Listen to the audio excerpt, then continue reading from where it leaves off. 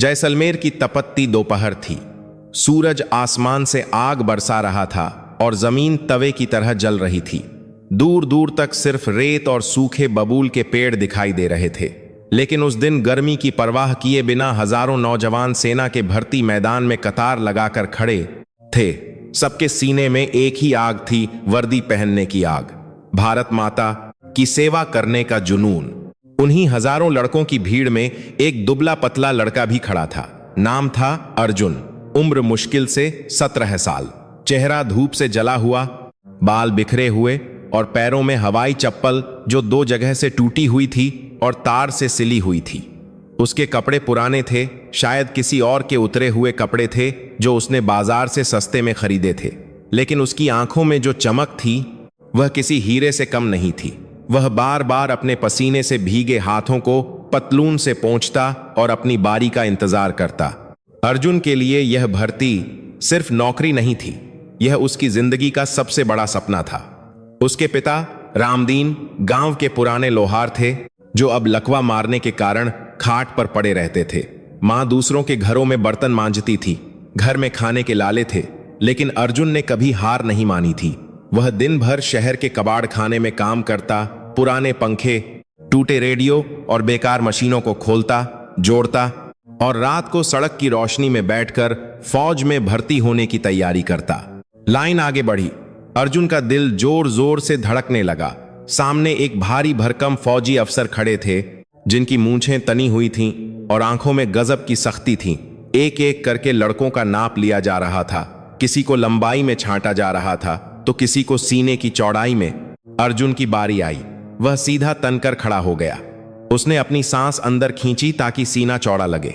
अफसर ने उसके दुबले शरीर को ऊपर से नीचे तक देखा। नजर अर्जुन के हाथों पर गई जो ग्रीस और काले तेल से सने हुए थे, क्योंकि वह सीधे कबाड़ खाने से दौड़कर आया था। अफसर ने फीता उसके सीने पर रखा। सांस फुलाओ। अफसर की आवाज कड़क थी। अर्जुन ने पूरी ताकत लगा दी। नसें तन गईं, लेकिन कुपोषण और गरीबी ने उसके शरीर को वह ताकत नहीं दी थी जो फौज को चाहिए थी। कम है, अफसर ने फीता हटाते हुए रूखेपन से कहा। अगला। अर्जुन हिला नहीं। उसके पैरों तले जमीन खिसक गई। उसने गिड़गिड़ाते हुए कहा, साहब एक बार और देख लीजिए। मैं बहुत जान लगा सकता हूं। मैं दौड़ने में बहुत तेज हूं साहब। मुझे मशीनों की समझ है। मैं कुछ भी ठीक कर सकता हूं। अफसर ने गुस्से से उसकी तरफ देखा। यह फौज है बेटा, कबाड़ की दुकान नहीं। हमें मजबूत जिगरा और मजबूत शरीर चाहिए। तेरे जैसे माचिस की तीली जैसे लड़के वहां सीमा पर राइफल का वजन भी नहीं उठा पाएंगे। जा, घर जा और कुछ खा पी। अगली बार आना। अर्जुन की आंखों में आंसू भर आए। उसने फिर कोशिश की। साहब, मेरे पिता का सपना है। हटो पीछे। एक सिपाही ने उसे लाइन से धक्का दे दिया। अर्जुन लड़खड़ाया और गर्म रेत पर गिर पड़ा। लाइन में खड़े दूसरे लड़के हंस पड़े। कोई बोला, अरे देखो, मैकेनिक चला फौजी बनने। दूसरा बोला, अरे इसे तो हवा का झोंका उड़ा ले जाएगा। यह दुश्मन से क्या लड़ेगा। अर्जुन चुपचाप उठा। उसने अपने कपड़ों से रेत झाड़ी। उसे शरीर की चोट का दर्द नहीं था, दर्द उसके आत्मसम्मान पर लगा था। वह सिर झुकाकर मैदान से बाहर निकल गया। पीछे भारत माता की जय के नारे गूंज रहे थे, लेकिन आज वे नारे उसे चिढ़ाते हुए लग रहे थे। वह शहर की ओर जाने वाली सड़क पर पैदल ही चल पड़ा। धूप अब और भी तीखी लग रही थी। रास्ते भर उसके कानों में अफसर की वह बात गूंजती रही, यह फौज है, कबाड़ की दुकान नहीं। अर्जुन चलते चलते शहर के उस हिस्से में पहुंच गया जहां कचरे के बड़े बड़े पहाड़ थे। यह उसका इलाका था। बस्ती में टीन और प्लास्टिक से बनी झोपड़ियां थीं। नालियों से बदबू आ रही थी। यही उसकी दुनिया थी। यहां उसे कोई कमजोर नहीं समझता था। यहां लोग उसे उस्ताद कहते थे। जैसे ही वह बस्ती में दाखिल हुआ, काका रहमतुल्लाह की दुकान से आवाज आई। रहमतुल्लाह काका पुराने रेडियो और घड़ियां ठीक करते थे। अरे अर्जुन बेटा, आ गया तू। क्या हुआ भर्ती का? काका ने अपनी ऐनक ठीक करते हुए पूछा। अर्जुन ने बिना नजर उठाए सिर हिला दिया। रहमतुल्लाह काका समझ गए। उन्होंने गहरी सांस ली और बोले, कोई बात नहीं बेटा, अल्लाह ने तेरे लिए कुछ और सोचा होगा। वैसे अच्छा हुआ तू आ गया। यह देख, सरपंच जी का पुराना जनरेटर खराब पड़ा है। शहर के बड़े बड़े मिस्त्री देखकर चले गए। बोल रहे हैं कि इसका इंजन ही बेकार हो गया है। अब तू ही कुछ कर सकता है। अर्जुन ने अपना थैला एक कोने में फेंका। उसका मन बहुत उदास था, लेकिन मशीनों को देखकर उसके अंदर का कलाकार जाग उठता था। वह जनरेटर के पास गया। उसने इंजन पर हाथ फेरा। लोहे की ठंडक ने उसे सुकून दिया। उसने अपनी जेब से एक छोटा पेंचकस निकाला जो हमेशा उसके पास रहता था। उसने इंजन के ढक्कन को खोला। अंदर तारों का जंजाल था। अर्जुन ने आंखें बंद की और मशीन की आवाज सुनने की कोशिश की। उसने चक्का घुमाया। खट खट की आवाज आई। वह समझ गया, समस्या इंजन में नहीं, उसके पिस्टन के वाल्व में थी जो मामूली कचरे से अटक गया था। बड़े मिस्त्री बड़ी खराबी ढूंढ रहे थे, लेकिन अर्जुन ने वह देखा जो किसी ने नहीं देखा था। उसने पास पड़े एक तार के टुकड़े को उठाया, उसे मोड़कर हुक जैसा बनाया और वाल्व के अंदर डालकर धीरे से घुमाया। फिर उसने पास पड़ी एक पुरानी बोतल से थोड़ा पेट्रोल लेकर साफ किया। 10 मिनट के अंदर उसने पसीने से लथपथ होकर जनरेटर का हैंडल घुमाया। घुर्र घुर्र, भक भक भक, जनरेटर चालू हो गया। धुआं निकला और बस्ती की बंद पड़ी स्ट्रीट लाइट जल उठी। रहमतुल्ला काका की आंखें फटी रह गईं। वाह भाई वाह, मान गए तेरी उंगलियों को। तू तो जादूगर है अर्जुन। शहर के इंजीनियर जो नहीं कर पाए, तूने 10 मिनट में कर दिया। अर्जुन के चेहरे पर हल्की सी मुस्कान आई, लेकिन वह मुस्कान आंखों तक नहीं पहुंची। उसने हाथ पोंछे और बोला, काका, यह लोहा और मशीनें तो मेरी बात मान लेती हैं, लेकिन किस्मत मेरी बात नहीं मानती। वह अपनी झोपड़ी की तरफ बढ़ा। शाम हो रही थी। घर के बाहर उसकी मां सावित्री चूल्हे पर रोटियां सेक रही थीं। धुएं से उसकी आंखें लाल हो गई थीं। अर्जुन को खाली हाथ और उतरा हुआ चेहरा देखकर मां का दिल बैठ गया। उसने कुछ पूछा नहीं, बस पानी का लोटा आगे बढ़ा दिया। अर्जुन ने पानी पिया और खाट पर लेटे अपने पिता के पास बैठ गया। उसके पिता रामदीन उसे ही देख रहे थे। उनकी बेजान आंखों में भी वही सवाल था। नहीं हुआ बाबूजी, अर्जुन ने धीमे स्वर में कहा। उन्होंने कहा, मैं कमजोर हूं। रामदीन ने अपने कांपते हुए हाथ से अर्जुन का हाथ पकड़ा और उसे दबाया। उनकी जुबान साथ नहीं देती थी, लेकिन स्पर्श सब कुछ कह रहा था। तू कमजोर नहीं है बेटा। रात का खाना खाकर अर्जुन अपनी छोटी सी प्रयोगशाला में चला गया। यह झोपड़ी के पीछे एक छोटा सा कोना था, जिसे उसने चारों तरफ से टीन की चादरों से घेर रखा था। यहां दुनिया भर का कबाड़ पड़ा था। टूटे हुए मोबाइल फोन, बच्चों के रिमोट वाली कारें जो अमीरों के बच्चों ने फेंक दी थीं, पुराने कंप्यूटर के मदरबोर्ड, खराब पंखे की मोटरें, यही अर्जुन की संपत्ति थी। लोग जिसे कचरा समझते थे, अर्जुन को उसमें संभावनाएं दिखती थीं। उसने एक पुरानी बैटरी उठाई जिसे उसने कल ही कूड़े के ढेर से निकाला था। उसने उसे मल्टीमीटर से चेक किया। अभी भी जान बाकी थी। अर्जुन अपनी दुनिया में खोने ही वाला था कि तभी पास के घर में चल रहे टीवी की आवाज तेज हो गई। समाचार चल रहा था। एंकर की आवाज में घबराहट थी। ब्रेकिंग न्यूज, सीमा पर तनाव चरम पर। हमारे 5 जांबाज सैनिक पहाड़ी दर्रे के पास एक गुफा में फंस गए हैं। दुश्मन ने चारों तरफ से घेराबंदी कर ली है। भारी गोलीबारी जारी है। सेना का संपर्क टूट चुका है। बचाव दल के हेलीकॉप्टर वहां पहुंच नहीं पा रहे हैं, क्योंकि दुश्मन के पास एंटी एयरक्राफ्ट गन है। और सबसे बुरी खबर यह है कि सैनिक जिस बंकर में छिपे हैं, वहां बारूदी सुरंगों का जाल बिछा है। उन्हें वहां से निकालने का कोई रास्ता नजर नहीं आ रहा है। अर्जुन के हाथ रुक गए। वह दौड़कर पड़ोसी की खिड़की के पास गया और टीवी देखने लगा। स्क्रीन पर सेना के बड़े अधिकारी बता रहे थे कि हालात कितने नाजुक हैं। हम कोई बड़ा ड्रोन या हेलीकॉप्टर नहीं भेज सकते, क्योंकि रडार पकड़ लेगा। हमें वहां की स्थिति की सटीक जानकारी चाहिए, लेकिन कोई भी जासूस या मशीन वहां बिना नजर में आए नहीं जा सकती। अर्जुन की आंखों के सामने अंधेरा छा गया। वे वही पहाड़ियां थीं जहां जाने का सपना वह देख रहा था। उसके देश के जवान मुसीबत में थे और वह यहां लाचार खड़ा था। तभी उसकी नजर अपनी मेज पर पड़ी। वहां एक टूटे हुए पंखे की मोटर, 4 प्लास्टिक के स्केल, एक पुराना मोबाइल कैमरा और ढेर सारे तार पड़े थे। अचानक उसके दिमाग में बिजली सी कौंधी। अफसर की बातें याद आईं। यह फौज है, कबाड़ की दुकान नहीं। अर्जुन की मुट्ठियां भिंच गईं। शायद फौज को आज कबाड़ की ही जरूरत है, उसने खुद से कहा। उसने दरवाजा बंद किया और उस रात अर्जुन सोया नहीं। उसने अपनी जिंदगी का सबसे बड़ा और सबसे मुश्किल काम शुरू किया। उसके पास न तो महंगे पार्ट्स थे, न ही कोई हाईटेक लैब। उसके पास सिर्फ एक सोल्डरिंग आयरन थी, ढेर सारा कबाड़ था और सीने में धधकती हुई देशभक्ति थी। उसने प्लास्टिक की बोतलों को काट कर पंखुड़ियां बनाई, पुरानी खिलौना कारों से गियर निकाले, खराब मोबाइल की बैटरी को समानांतर क्रम में जोड़ा ताकि ज्यादा पावर मिल सके।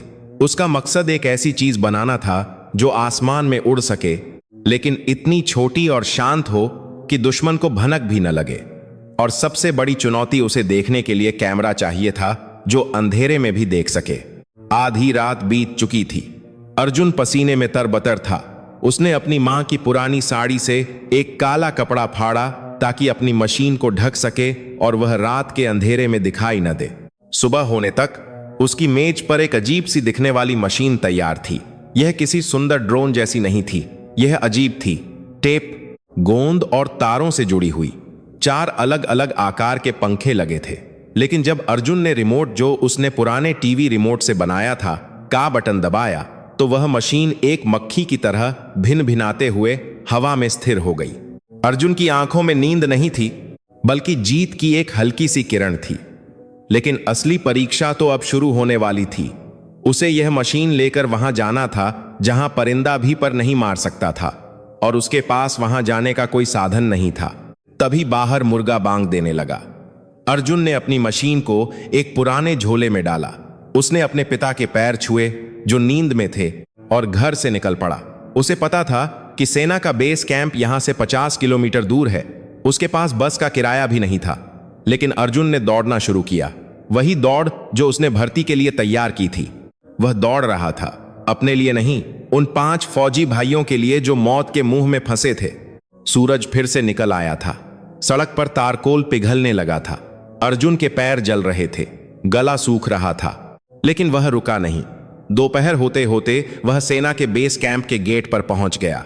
वहां पहले से ही भारी भीड़ और मीडिया वाले जमा थे। संतरी ने उसे देखते ही बंदूक तान दी। कहां घुस रहा है? पीछे हट, संतरी चिल्लाया। अर्जुन हाँफ रहा था, उसका पूरा शरीर कांप रहा था। उसने मुश्किल से सांस लेते हुए कहा, साहब, मुझे कर्नल साहब से मिलना है। मेरे पास एक रास्ता है, मैं उन जवानों को बचा सकता हूं। संतरी हंसा, पागल हो गया है क्या? बड़े बड़े वैज्ञानिक फेल हो गए और तू ये फटे कपड़ों वाला बचाएगा? भाग यहां से वरना गोली मार दूंगा। अर्जुन ने हार नहीं मानी। वह वहीं जमीन पर बैठ गया। मैं नहीं जाऊंगा जब तक आप मेरी बात नहीं सुनेंगे। मैं नहीं जाऊंगा। मेरे पास इस झोले में उन जवानों की जान है साहब, मजाक नहीं कर रहा हूं। तभी वहां एक जीप आकर रुकी। उसमें से वही अफसर उतरे जिन्होंने कल अर्जुन को भर्ती से निकाला था। उनका नाम मेजर विक्रम सिंह था। वे बहुत तनाव में लग रहे थे। उनकी नजर अर्जुन पर पड़ी। वे उसे पहचान गए। तुम? मेजर विक्रम ने माथे पर शिकन लाते हुए कहा। तुम फिर आ गए? मैंने कहा था ना, यहां सिर्फ मजबूत जिगरे वालों का काम है। ड्रामा मत करो, जाओ यहां से। अर्जुन एक झटके में खड़ा हुआ। उसने सीधे मेजर की आंखों में देखा। इस बार उसकी आंखों में याचना नहीं, जिद थी। उसने अपना झोला आगे किया। मेजर साहब, कल आपने कहा था कि मेरा शरीर कमजोर है। ठीक है, लेकिन मेरा दिमाग कमजोर नहीं है। आपने कहा था कि कबाड़ की जरूरत नहीं है, लेकिन आज यही कबाड़ उन भाइयों को बचाएगा। मुझे सिर्फ 10 मिनट दीजिए। अगर मेरा तरीका काम नहीं किया तो आप मुझे जेल में डाल देना। मेजर विक्रम रुक गए। अर्जुन की आवाज में कुछ ऐसा था जिसने उन्हें रोक दिया। शायद वह पागलपन था, या शायद वह आत्मविश्वास जो सिर्फ सच बोलने वालों में होता है। अंदर हालात बहुत बुरे थे। उनके पास खोने के लिए कुछ नहीं था। 5 मिनट, मेजर ने घड़ी देखते हुए कहा। सिर्फ 5 मिनट हैं तुम्हारे पास। दिखाओ क्या है उस झोले में। अर्जुन ने झोले की चेन खोली। उसने अपनी अजीबोगरीब मशीन बाहर निकाली। तारों और टेप से लिपटी हुई वह वस्तु किसी कबाड़ का टुकड़ा लग रही थी। पास खड़े सिपाही हंसने ही वाले थे कि अर्जुन ने स्विच ऑन किया। बिना किसी शोर के वह मशीन हवा में उठ गई।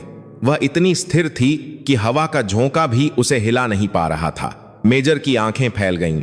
अर्जुन ने कहा, साहब, यह बाजार का ड्रोन नहीं है, यह कबाड़ से बना है। इसकी मोटर की आवाज 5 मीटर के बाद सुनाई नहीं देती। इसमें मैंने पुराने सीसीटीवी का नाइट विजन सेंसर लगाया है, और सबसे खास बात, यह रडार की पकड़ में नहीं आएगा क्योंकि इसमें धातु बहुत कम है। ज्यादातर प्लास्टिक और कार्बन है जो मैंने जले हुए टायरों से निकाला है। मेजर विक्रम ने उस उड़ती हुई मशीन को देखा, फिर अर्जुन के फटे जूतों को। एक सन्नाटा छा गया। क्या तुम इसे उस गुफा के अंदर ले जा सकते हो? मेजर ने धीमे स्वर में पूछा। हां साहब, अर्जुन ने जवाब दिया। मैं इसे सुई की नोक पर भी ले जा सकता हूं। मेजर ने एक गहरा फैसला लिया। उन्होंने संतरी को इशारा किया। इसे अंदर लेकर आओ तुरंत। अर्जुन ने तंबू का भारी पर्दा हटाया और अंदर कदम रखा। बाहर की लू के बाद अंदर की ठंडक ने उसे चौंका दिया। यह कोई साधारण तंबू नहीं था, यह एक चलता फिरता किला था। अंदर बड़ी बड़ी स्क्रीनें लगी थीं, जिन पर नक्शे और हरे रंग की लकीरें चल रही थीं। कई फौजी हेडफोन लगाए बैठे थे और अजीब सी मशीनों पर उंगलियां चला रहे थे। वातावरण में एक अजीब सा तनाव था, इतना गहरा कि सुई गिरने की आवाज भी सुनाई दे जाए। मेजर विक्रम आगे चल रहे थे। उनके पीछे अर्जुन अपने मैले कपड़ों और टूटी चप्पल के साथ। उस जगह किसी दूसरे ग्रह का प्राणी लग रहा था। वहां मौजूद हर शख्स ने अपना काम रोक दिया और अर्जुन को घूरने लगा। उनकी नजरों में सवाल थे, यह कौन है? यह यहां क्या कर रहा है? क्या यह चाय वाला है? कमरे के बीच में एक बड़ी मेज के पास कुछ लोग खड़े थे। उनमें से एक व्यक्ति सफेद कोट पहने हुए था, बाल सफेद थे और चेहरे पर एक विद्वान होने का घमंड था। वे डॉ. सुब्रह्मण्यम थे, रक्षा विभाग के वरिष्ठ वैज्ञानिक। वे नक्शे पर कुछ समझा रहे थे, लेकिन मेजर को अर्जुन के साथ आते देख रुक गए। मेजर, डॉ. सुब्रह्मण्यम ने अपनी चश्मा ठीक करते हुए पूछा, यह लड़का कौन है और सुरक्षा प्रोटोकॉल के बीच यह यहां कैसे आया? मेजर विक्रम ने अर्जुन को आगे किया। डॉक्टर साहब, यह अर्जुन है। इसका दावा है कि इसके पास एक ऐसा ड्रोन है जो हमें गुफा के अंदर की फुटेज दे सकता है बिना रडार की पकड़ में आए। डॉ. सुब्रह्मण्यम की हंसी छूट गई। यह हंसी व्यंग्य से भरी थी। उन्होंने अर्जुन के हाथ में लटके उस झोले को देखा जिसमें से तार बाहर निकल रहे थे। मजाक का वक्त नहीं है मेजर, एक तरह पूरा दान है कि आप। डॉक्टर ने कड़े शब्दों में कहा, हमारे करोड़ों के सर्विलांस ड्रोन वहां फेल हो गए। विदेशी सैटेलाइट काम नहीं कर रहे हैं और आप कह रहे हैं कि यह सड़क का लड़का अपने खिलौने से हमारी मदद करेगा। यह युद्ध का मैदान है, स्कूल का विज्ञान मेला नहीं। अर्जुन का दिल जोर से धड़क रहा था। बड़े लोगों के सामने उसकी जुबान अक्सर तालू से चिपक जाती थी, लेकिन आज उसे अपने लिए नहीं बोलना था, उसे उन 5 जवानों के लिए बोलना था। उसने हिम्मत जुटाई। साहब, अर्जुन की आवाज थोड़ी कांपी, फिर स्थिर हो गई। खिलौने बच्चों को खुश करते हैं, लेकिन मेरी मशीन जान बचाती है। आपकी मशीनें लोहे की बनी हैं, इसलिए रडार उन्हें पकड़ लेता है। मेरी मशीन कचरे की बनी है, प्लास्टिक, लकड़ी और कार्बन। रडार इसे पक्षी समझकर छोड़ देगा। डॉक्टर का चेहरा लाल हो गया। एक अनपढ़ सा दिखने वाला लड़का उन्हें विज्ञान सिखा रहा था। तुम्हें पता भी है रडार कैसे काम करता है? डॉक्टर चिल्लाए, तुम्हें फ्रीक्वेंसी, सिग्नल जैमिंग और एयरोडायनामिक्स का ए भी पता है? अर्जुन ने धीरे से अपना झोला नीचे रखा और अपनी मशीन बाहर निकाली। वह अजीबोगरीब चौकोर ढांचा, जिस पर जगह जगह काला टेप लगा था, उस हाईटेक कमरे में बहुत भद्दा लग रहा था। मुझे किताबी नाम नहीं पता साहब, अर्जुन ने मशीन के पंखों को सीधा करते हुए कहा, लेकिन मुझे इतना पता है कि हवा से कैसे बात करनी है। मुझे पता है कि जब सिग्नल टूटता है तो उसे कैसे जोड़ना है। मेरे पिता कहते हैं कि कभी कभी सुई वो काम कर जाती है जो तलवार नहीं कर पाती। मेजर विक्रम ने बीच बचाव किया। डॉक्टर, हमारे पास बहस का समय नहीं है। सूरज ढलने में 3 घंटे हैं। अगर रात हो गई तो वे जवान ठंड से ही मर जाएंगे। इसे एक मौका देने में क्या हर्ज है? डॉ. सुब्रह्मण्यम ने गुस्से में मुंह फेर लिया। ठीक है, लेकिन अगर इसकी वजह से दुश्मन सतर्क हो गया और उन्होंने फायरिंग शुरू कर दी तो इसकी जिम्मेदारी आपकी होगी मेजर। मेजर ने अर्जुन की तरफ देखा। उनकी आंखों में एक चेतावनी थी। मुझे गलत साबित मत करना, शुरू करो, मेजर ने आदेश दिया। अर्जुन ने एक गहरी सांस ली। उसने अपनी जेब से एक छोटी सी डिब्बी निकाली। उसमें सिंदूर था। उसने अपनी मशीन पर एक टीका लगाया। फिर उसने आंखें बंद करके अपने पिता और बजरंग बली को याद किया। यह उसका तरीका था। विज्ञान अपनी जगह, लेकिन विश्वास अपनी जगह। उसने कमरे में इधर उधर देखा। साहब, मुझे एक स्क्रीन चाहिए जिससे मैं अपनी मशीन को जोड़ सकूं। एक तकनीकियन ने उसे एक खाली मॉनिटर की तरफ इशारा किया। अर्जुन वहां गया। समस्या यह थी कि अर्जुन की मशीन का कनेक्टर पुराना था और फौज का सिस्टम बिल्कुल नया। पिन मैच नहीं हो रहे थे। डॉक्टर ने फिर ताना मारा। देखा, इसका कबाड़ हमारे सिस्टम से जुड़ भी नहीं सकता। समय बर्बाद हो रहा है। अर्जुन घबराया नहीं। उसने अपनी जेब से माचिस की तीली और एक छोटा ब्लेड निकाला। उसने फौज के मॉनिटर की केबल को थोड़ा सा छीला। वहां खड़े सिपाही चिल्लाए, अरे क्या कर रहा है? सरकारी संपत्ति है। अर्जुन ने अनसुना कर दिया। उसने अपने रिमोट से 2 तार निकाले और उन्हें सीधे मॉनिटर के नंगे तारों से जोड़ दिया। फिर उसने अपनी जेब से च्यूइंग गम, जो वह चबा नहीं रहा था, बस काम के लिए रखा था, का एक टुकड़ा निकाला और तारों को चिपका दिया ताकि वे हिले नहीं। यह जुगाड़ देखकर डॉक्टर ने अपना माथा पीट लिया। लेकिन तभी झिल झिल झिल स्क्रीन पर लकीरें आईं और अगले ही पल एक साफ तस्वीर दिखाई देने लगी। वह तंबू के अंदर का फर्श था जहां अर्जुन की मशीन रखी थी। कैमरा चल रहा था। अर्जुन जमीन पर बैठ गया। उसके हाथ में वह रिमोट था जो उसने पुराने वीडियो गेम के कंसोल से बनाया था। मैं तैयार हूं साहब, अर्जुन बोला। मेजर ने इशारा किया। एक सिपाही ने तंबू का फ्लैप थोड़ा सा खोल दिया। गर्म हवा अंदर आई। अर्जुन ने अंगूठे से जॉयस्टिक को हल्का सा धक्का दिया। भिन्न भिन्न भिन्न मशीन से एक बहुत ही धीमी आवाज आई, बिल्कुल किसी मच्छर की तरह। वह जमीन से उठी। पहले थोड़ा डगमगाई, जैसे कोई बच्चा चलना सीख रहा हो। अर्जुन की उंगलियां रिमोट पर तेजी से चलने लगीं। उसने हवा के दबाव को महसूस किया और पंखों की गति को संतुलित किया। मशीन स्थिर हो गई और तीर की तरह तंबू से बाहर निकल गई। अब सबकी नजरें बड़ी स्क्रीन पर टिकी थीं। कैमरा बाहर के नजारे दिखा रहा था। सुनहरी रेत, कटीली झाड़ियां और दूर दिखती वह खतरनाक पहाड़ियां। ऊंचाई मत बढ़ाना, मेजर ने चेतावनी दी। दुश्मन पहाड़ी की चोटी पर बैठा है। जी साहब, अर्जुन ने बिना पलक झपकाए कहा। वह अपनी मशीन को जमीन से सिर्फ 10 फीट ऊपर उड़ा रहा था। यह बहुत मुश्किल काम था। झाड़ियां, पत्थर और टीले रास्ते में आ रहे थे। एक भी गलती और मशीन चकनाचूर हो सकती थी। लेकिन अर्जुन का हाथ ऐसे चल रहा था जैसे वह मशीन को उड़ा नहीं रहा, बल्कि खुद हवा बनकर बह रहा हो। 5 मिनट बीत गए। मशीन नो मैंस लैंड, दुश्मन और फौज के बीच का खाली इलाका में पहुंच चुकी थी। स्क्रीन पर अचानक थोड़ा बर्फ, स्टैटिक आने लगा। तस्वीर हिलने लगी। सिग्नल जा रहा है, तकनीकियन चिल्लाया। रिसीवर की रेंज खत्म हो रही है। डॉ सुब्रह्मण्यम ने व्यंग्य किया। यही तो मैं कह रहा था। खिलौने की सीमा होती है। अब यह गिर जाएगा और दुश्मन को पता चल जाएगा। अर्जुन के माथे पर पसीना टपक रहा था, जो उसकी आंख में जा रहा था, लेकिन उसने हाथ नहीं हटाया। सिग्नल रेंज के कारण नहीं जा रहा। अर्जुन बड़बड़ाया। वहां लोहे की चट्टानें हैं जो तरंगों को काट रही हैं। उसने तुरंत एक फैसला लिया। उसने रिमोट का पिछला ढक्कन खोला और फ्रीक्वेंसी बदलने वाला एक छोटा सा पेंच घुमाया। उसने फ्रीक्वेंसी को कम किया। लंबी तरंगें जो चट्टानों को पार कर सकती थीं। तस्वीर फिर से साफ हो गई, लेकिन अब वह श्वेत श्याम ब्लैक व्हाइट थी। साफ है। मेजर ने राहत की सांस ली। अब मशीन उस पहाड़ी के ठीक नीचे थी जहां गुफा थी। चढ़ाई सीधी थी। सावधानी से मेजर फुसफुसाए। ऊपर दुश्मन के स्नाइपर बैठे हैं। अर्जुन ने मशीन को चट्टान की आड़ में छिपाते हुए ऊपर चढ़ाना शुरू किया। यह लुका छिपी का खेल था। वह मशीन को एक पत्थर के पीछे ले जाता, रोकता, फिर दूसरे पत्थर के पीछे। अचानक स्क्रीन पर कुछ हिला। रुको, मेजर चिल्लाए। अर्जुन ने मशीन को हवा में जाम कर दिया। कैमरा जूम हुआ। स्क्रीन पर एक धुंधली आकृति थी। वह एक आदमी था, सिर पर साफा बांधे हुए, हाथ में रॉकेट लॉन्चर। वह दुश्मन था। वह गुफा के ठीक ऊपर पहरा दे रहा था। हे भगवान, कमरे में किसी ने कहा। इतने करीब।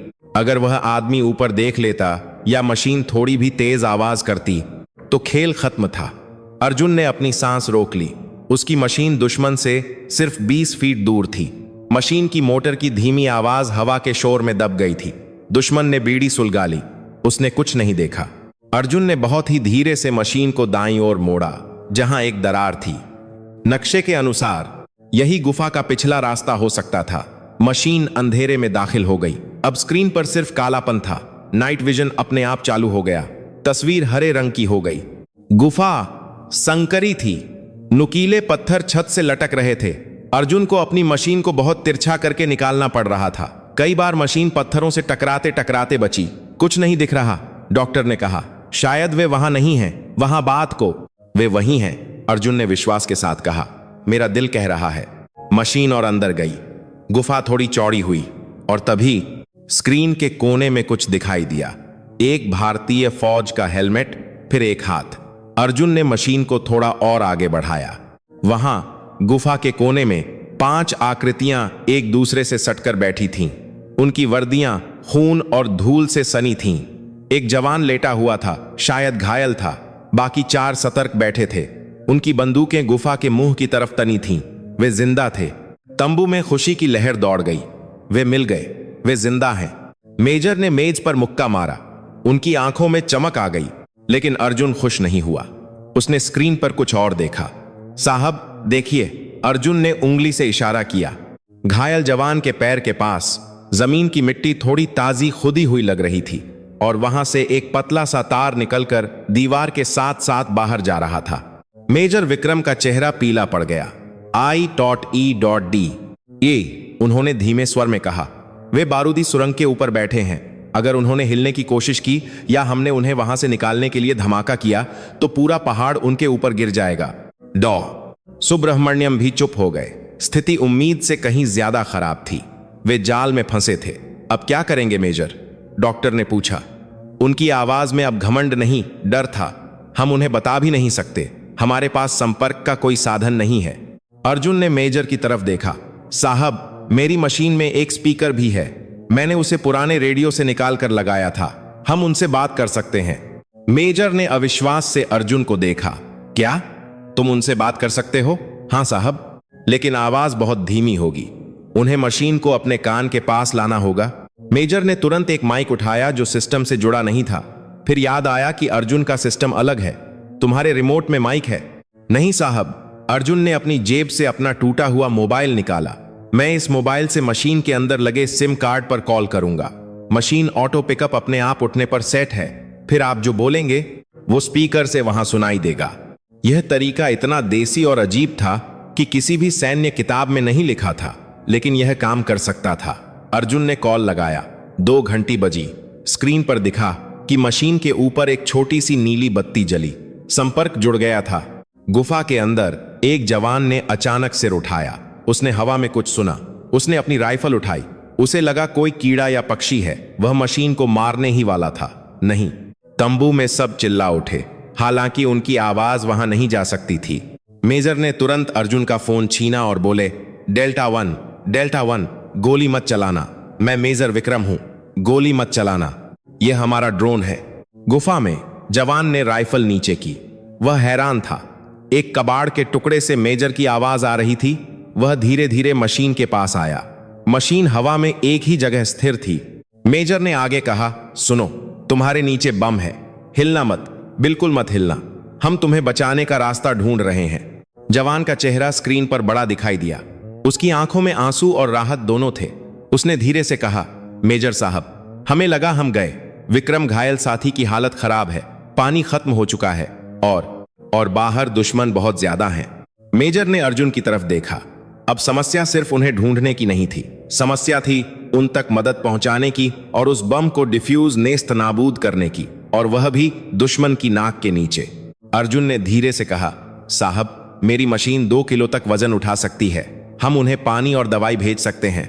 डॉक्टर ने टोका, 2 किलो? यह ढांचा 2 किलो वजन उठाकर उड़ पाएगा? नामुमकिन। अर्जुन ने डॉक्टर की आंखों में देखा। साहब, चींटी अपने वजन से 10 गुना ज्यादा उठाती है। यह तो फिर भी मशीन है। बस बैटरी जल्दी खत्म होगी। हमारे पास ज्यादा वक्त नहीं है। अब एक नया मिशन शुरू होने वाला था। एक ऐसा मिशन जिसमें विज्ञान फेल हो चुका था और अब सब कुछ एक 17 साल के लड़के के कबाड़ और उसके हौसले पर टिका था। तंबू के अंदर सन्नाटा पसरा हुआ था, लेकिन अर्जुन के हाथ बिजली की तेजी से चल रहे थे। उसने अपनी मशीन को जमीन पर रखा हुआ था और वह उसे खोल रहा था। तुम क्या कर रहे हो? डॉ सुब्रह्मण्यम ने घबराहट में पूछा। यह मशीन अभी अभी उड़कर आई है।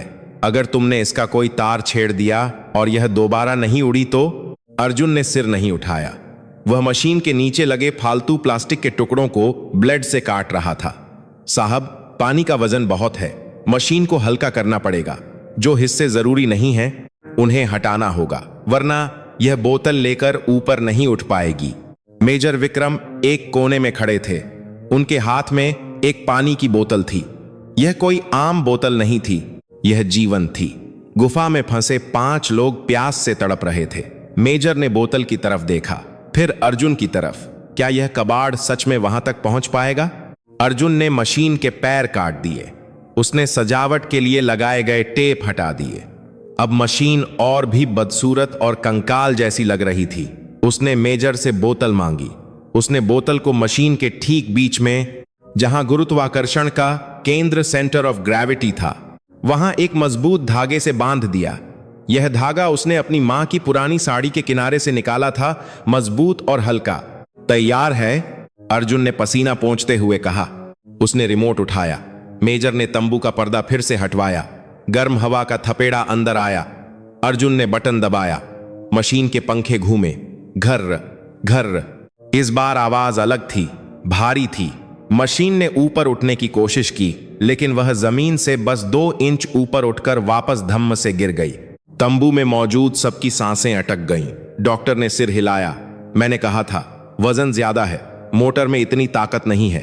अर्जुन की आंखों में डर नहीं, बल्कि एक जिद थी। वह मशीन के पास गया। उसने मोटर को हाथ लगाया।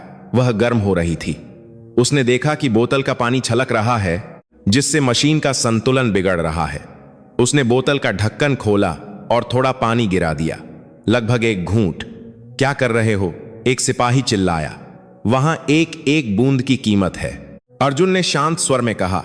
अगर मशीन वहां पहुंची ही नहीं तो पूरी बोतल बेकार है। थोड़ा कम पानी बेहतर है, बिल्कुल पानी न मिलने से। उसने बोतल का ढक्कन कस दिया। उसने फिर से कोशिश की।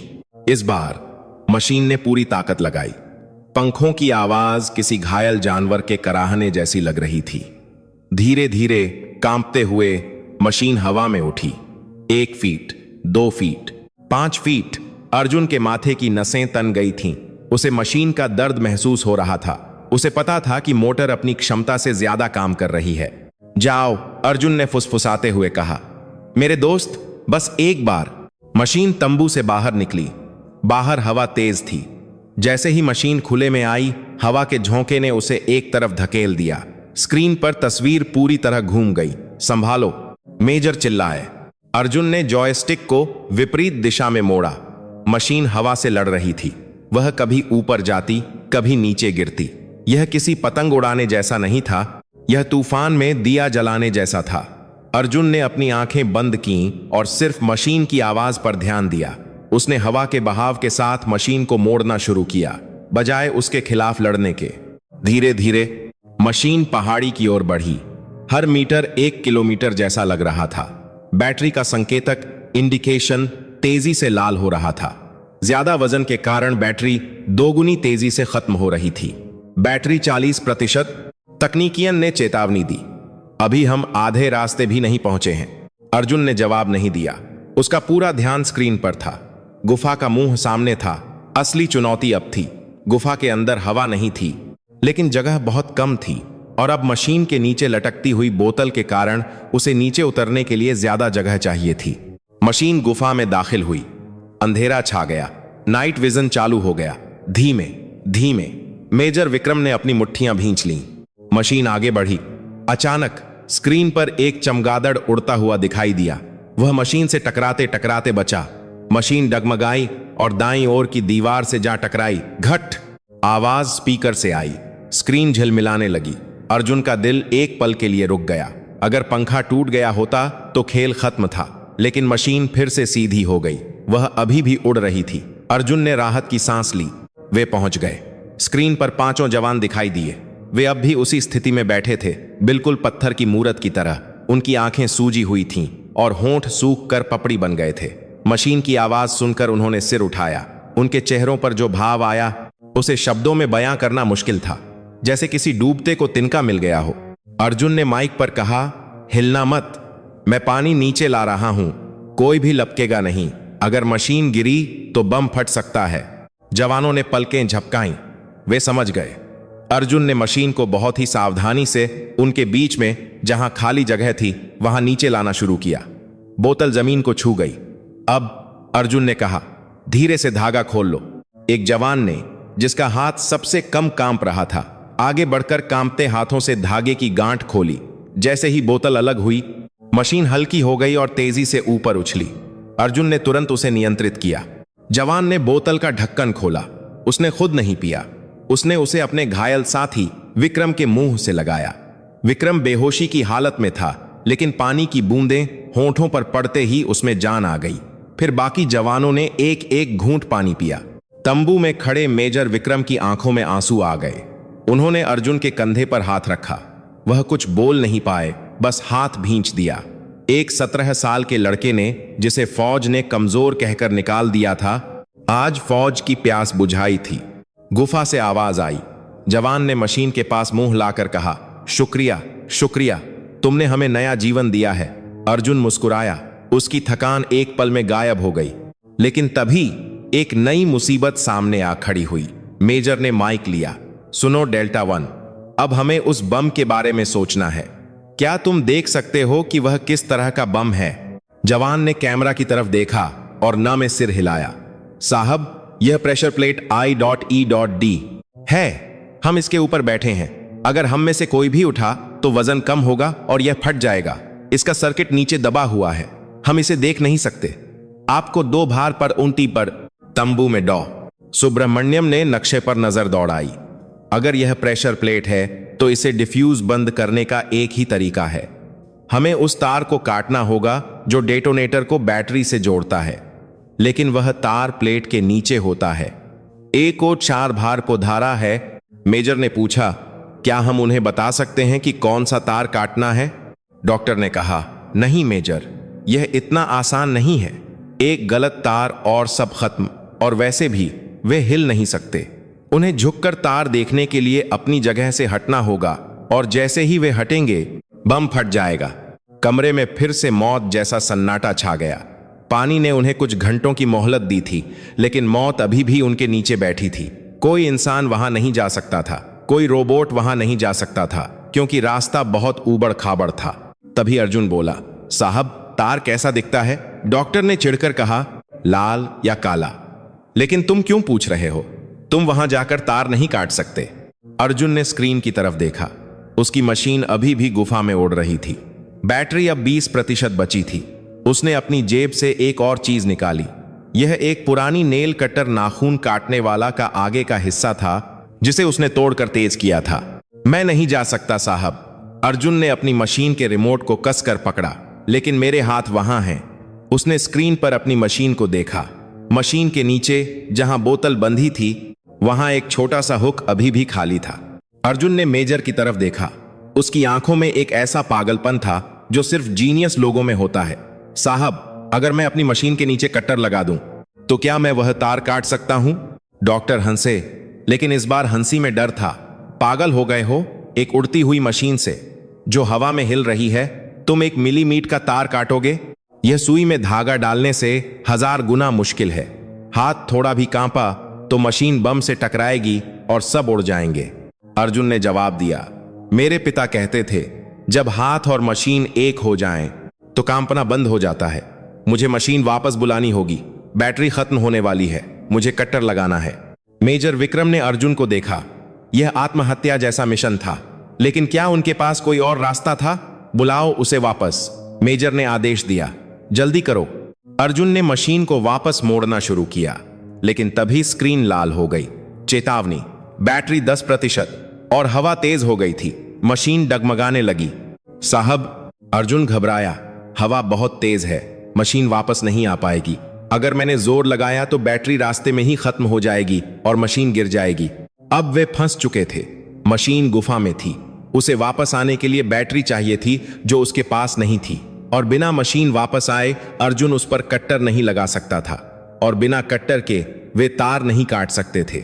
सब कुछ खत्म होता दिख रहा था, लेकिन तभी अर्जुन की नजर तंबू के कोने में पड़े एक टूटे हुए खिलौने वाली कार पर पड़ी। साहब, अर्जुन चिल्लाया, गुफा में क्या कोई तार या धातु का टुकड़ा पड़ा है? जवान की आवाज आई, हाँ, यहां पुराने बक्से पड़े हैं, उनमें कुछ लोहे की पत्तियां निकली हैं। क्यों? अर्जुन का दिमाग कंप्यूटर से भी तेज चलने लगा। साहब, मशीन वापस नहीं आएगी। मैं वहीं गुफा के अंदर ही जुगाड़ करूंगा। कैसे? डॉक्टर चिल्लाए, तुम यहां हो, मशीन वहां है। अर्जुन ने कहा, मैं मशीन से नहीं, मशीन को उस लोहे की पत्ती से रगड़कर तार काटूंगा। मशीन खुद कट्टर बनेगी। यह विचार इतना खतरनाक था कि मेजर के रोंगटे खड़े हो गए। वह मशीन के पंखों, प्रोपेलर का इस्तेमाल आरी की तरह करने की सोच रहा था। एक उड़ते हुए पंखे से बम का तार काटना। अर्जुन, मेजर ने गंभीर स्वर में कहा, अगर पंखा तार से टकराने के बजाय बम से टकरा गया तो? अर्जुन ने स्क्रीन पर नजरें गड़ा दी। तो मैं अपने देश के लिए शहीद होने वाला पहला कबाड़ी बनूंगा साहब। तंबू में मेजर विक्रम, डॉ सुब्रमण्यम और बाकी सभी लोग सांस रोककर स्क्रीन को देख रहे थे। स्क्रीन पर बैटरी का निशान अब लाल रंग में तेजी से चमक रहा था, 7%। गुफा के अंदर मौत का खेल शुरू हो चुका था। डेल्टा 1, अर्जुन ने माइक पर कहा। उसकी आवाज बिल्कुल शांत थी, जैसे वह तूफान के बीच में खड़ा कोई पुराना पेड़ हो। वो लोहे की पत्ती जो तुम्हारे पास पड़ी है, उसे धीरे से तार के नीचे लगाओ, ताकि जब मैं पंखा चलाऊं तो तार कटे लेकिन जमीन पर झटका न लगे। जवान डेल्टा 1 ने बहुत ही धीमी गति से अपना हाथ बढ़ाया। उसके पसीने की बूंदें बम की प्लेट पर गिर रही थीं। उसने मलबे से एक जंग लगी लोहे की पट्टी उठाई और उसे बहुत सावधानी से उस लाल तार के नीचे फंसा दिया। हो गया, जवान ने फुसफुसाया। अब तार हवा में है, लोहे के ऊपर। अर्जुन ने जॉयस्टिक पर पकड़ मजबूत की। ठीक है, अब मैं आ रहा हूं। उसने मशीन को नीचे उतारा। गुफा के अंदर मशीन की आवाज गूंज रही थी, भिन्न भिन्न भिन्न। अब मशीन बम से सिर्फ 3 इंच ऊपर थी। कैमरा जूम हुआ। स्क्रीन पर वह लाल तार सांप की तरह दिख रहा था। समस्या यह थी कि मशीन हवा में स्थिर नहीं थी। गुफा के अंदर हवा का बहाव नहीं था, लेकिन मशीन के अपने पंखों की हवा दीवारों से टकराकर वापस आ रही थी। टर्ब्यूलेंस, जिससे मशीन हिचकोले खा रही थी। दाहिनी तरफ, डॉक्टर चिल्लाए, ज्यादा पास मत जाओ। अर्जुन सुन नहीं रहा था। वह मशीन के साथ एक हो चुका था। उसे मशीन का वजन, हवा का दबाव सब अपनी उंगलियों में महसूस हो रहा था। उसने मशीन को थोड़ा तिरछा टिल्ट किया। उसका प्लान खतरनाक था। वह मशीन के आगे वाले बाएं पंखे को आरी की तरह इस्तेमाल करने वाला था। उसने यह पंखा टिन के डिब्बे, टिन कैन को काट कर बनाया था। इसकी धार तेज थी, लेकिन क्या यह प्लास्टिक की कोटिंग वाले तार को काट पाएगी? साहब, बैटरी 5%। तकनीकियन की आवाज कांप गई। अर्जुन ने मशीन को आगे बढ़ाया। धड़ धड़। मशीन का पंखा लोहे की पत्ती से टकराया। चिंगारी निकली। स्क्रीन हिल गई। पीछे हटो, मेजर चिल्लाए, ब्लेड टूट जाएगा। अर्जुन ने मशीन को पीछे खींचा। तार नहीं कटा था, सिर्फ उस पर खरोंच आई थी। प्लास्टिक की परत बहुत सख्त थी। यह नहीं होगा। डॉक्टर ने सिर पकड़ लिया। धातु गर्म हो रही है और बैटरी खत्म होने वाली है। अर्जुन, मशीन वापस बुला लो। कम से कम फुटेज तो रहेगी। अर्जुन ने स्क्रीन पर देखा। जवान की आंखें बंद थीं। वे भगवान को याद कर रहे थे। वापस आने के लिए बैटरी नहीं बची है साहब, अर्जुन ने कहा। अब या तो तार कटेगा या हम सब हारेंगे। उसने दोबारा कोशिश की। इस बार उसने रणनीति बदल दी। उसने मशीन की गति आरपीएम को अधिकतम कर दिया। मशीन चीखने लगी। शोर इतना तेज था कि गुफा में जवानों को अपने कान बंद करने पड़े। अर्जुन ने एक झटके में मशीन को नीचे किया। चर्ररर। धातु के धातु से रगड़ने की भयानक आवाज आई। स्क्रीन पर चिंगारियों की बारिश हो गई। कैमरा ब्लर हो गया। तंबू में सबने आंखें बंद कर लीं। उन्हें लगा धमाका हुआ। 1 सेकंड, 2 सेकंड, 3 सेकंड, कोई धमाका नहीं हुआ। अर्जुन ने मशीन को ऊपर खींचा। स्क्रीन साफ हुई। वहां लोहे की पत्ती के ऊपर वह लाल तार 2 टुकड़ों में कटा हुआ पड़ा था। कट गया। मेजर विक्रम खुशी से चिल्लाए नहीं, बल्कि दहाड़े। तार कट गया। गुफा के अंदर जवानों ने धीरे से अपनी आंखें खोली। उन्होंने तार को कटा हुआ देखा। एक पल के लिए उन्हें यकीन नहीं हुआ। डेल्टा 1 ने धीरे से अपना पैर हिलाया। कोई धमाका नहीं। उसने अपना वजन हटाया। कुछ नहीं हुआ। वह खड़ा हो गया। वह जोर से हंसा, पागलों की तरह। हम बच गए मेजर साहब, हम बच गए। तंबू में तालियों की गड़गड़ाहट गूंज उठी। लोग एक दूसरे से गले मिल रहे थे। डॉक्टर सुब्रमण्यम, जो अब तक अर्जुन को ताने मार रहे थे, सुन्न होकर कुर्सी पर बैठ गए। उन्होंने अपनी चश्मा उतारी और अर्जुन को देखा। एक 17 साल का लड़का जिसने कबाड़ से चमत्कार कर दिखाया था, लेकिन अर्जुन खुश नहीं था। वह अभी भी स्क्रीन को देख रहा था। बैटरी 1%, 0%। स्क्रीन पर एक आखिरी संदेश आया, सिग्नल लॉस्ट, संपर्क टूटा। गुफा के अंदर वह मशीन जिसने 5 जानें बचाई थीं, अचानक शांत हो गई। उसके पंखे रुक गए। वह किसी मरे हुए पक्षी की तरह हवा से नीचे गिरी और एक पत्थर से टकराकर टूट गई। अर्जुन ने अपना रिमोट नीचे रख दिया। उसकी आंखों में आंसू थे। लोगों को लगा वह खुशी के आंसू हैं, लेकिन अर्जुन जानता था कि वह अपनी उस मशीन के लिए रो रहा है जिसने अपनी जान देकर दूसरों को बचाया। उसके लिए वह मशीन बेजान नहीं थी, वह उसकी दोस्त थी। मेजर विक्रम अर्जुन के पास आए। उन्होंने उसे गले लगा लिया। एक कड़क फौजी अफसर की आंखों में भी नमी थी। तुमने कर दिखाया बेटे, मेजर ने कहा। तुमने नामुमकिन को मुमकिन कर दिया। तभी रेडियो पर डेल्टा 1 की आवाज आई। अब वे बेफिक्र होकर बात कर सकते थे क्योंकि बम का डर खत्म हो चुका था। मेजर साहब, बम तो डिफ्यूज हो गया, लेकिन हम अभी भी फंसे हुए हैं। बाहर दुश्मन की घेराबंदी है, हमारे पास हथियार कम हैं। हम बाहर कैसे निकलेंगे? तंबू में फिर से गंभीरता छा गई। खुशी का पल बहुत छोटा था, असली लड़ाई तो अब बाकी थी। वे गुफा से बाहर नहीं निकल सकते थे। दुश्मन ऊपर बैठा था और अब उनके पास निगरानी के लिए ड्रोन भी नहीं था। डॉक्टर सुब्रमण्यम आगे आए। अब उनके लहजे में बदलाव था, इज्जत थी। मेजर, डॉक्टर ने कहा, हमें पता है वे कहां हैं। हम हवाई हमला एयर स्ट्राइक कर सकते हैं और दुश्मन को उड़ा सकते हैं। फिर हेलीकॉप्टर से अपने जवानों को निकाल लेंगे। मेजर ने नक्शे की तरफ देखा। हवाई हमला जोखिम भरा है डॉक्टर। दुश्मन और हमारे जवानों के बीच की दूरी बहुत कम है। अगर निशाना थोड़ा भी चूका तो चट्टानें खिसक सकती हैं और गुफा का मुंह बंद हो सकता है। हमारे जवान अंदर ही दफन हो जाएंगे। समस्या फिर वही थी, उन्हें दुश्मन को हटाना था, लेकिन बिना भारी बमबारी के। उन्हें कुछ ऐसा चाहिए था जो दुश्मन का ध्यान भटका सके, उन्हें उनकी जगह से हिला सके ताकि रेस्क्यू टीम अंदर जा सके। अर्जुन, जो एक कोने में चुपचाप खड़ा अपनी टूटी मशीन के बारे में सोच रहा था, अचानक बोला, साहब, क्या आप दुश्मन को डरा सकते हैं? मेजर ने उसकी तरफ देखा। डरा सकते हैं? वे आतंकवादी हैं अर्जुन, वे मौत से नहीं डरते। मौत से नहीं साहब। अर्जुन ने अपनी जेब से कुछ निकाला। यह एक छोटी सी काली डिब्बी थी। भूत से, अनदेखी बला से। सब हैरान होकर उसे देखने लगे। यह लड़का अब क्या बोल रहा है? अर्जुन ने समझाया, मेरे गांव में हम खेतों में जानवरों को भगाने के लिए एक आवाज का इस्तेमाल करते हैं।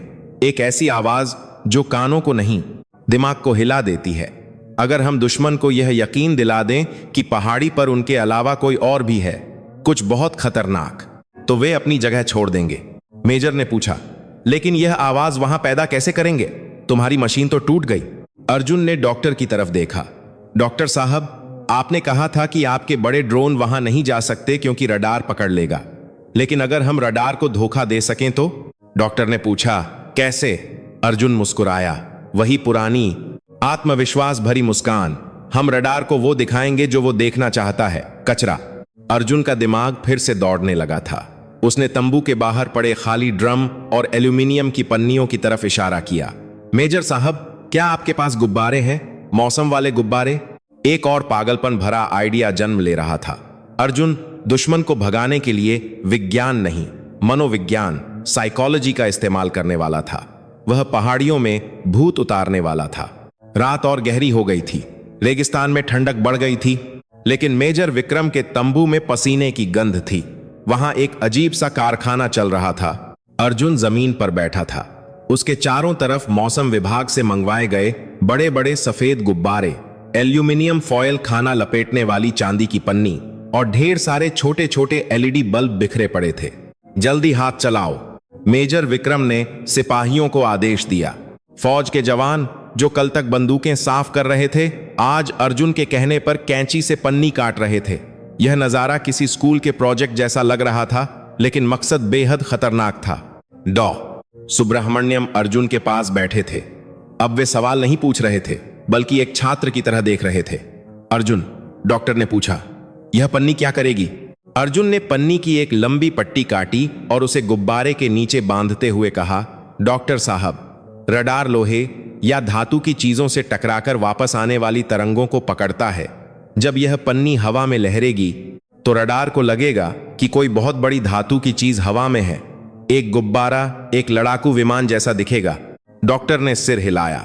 यह चाफ तकनीक थी जिसे आधुनिक सेनाएं इस्तेमाल करती हैं, लेकिन अर्जुन इसे रसोई की पन्नी और गुब्बारों से कर रहा था। इसे कहते हैं देसी जैमर।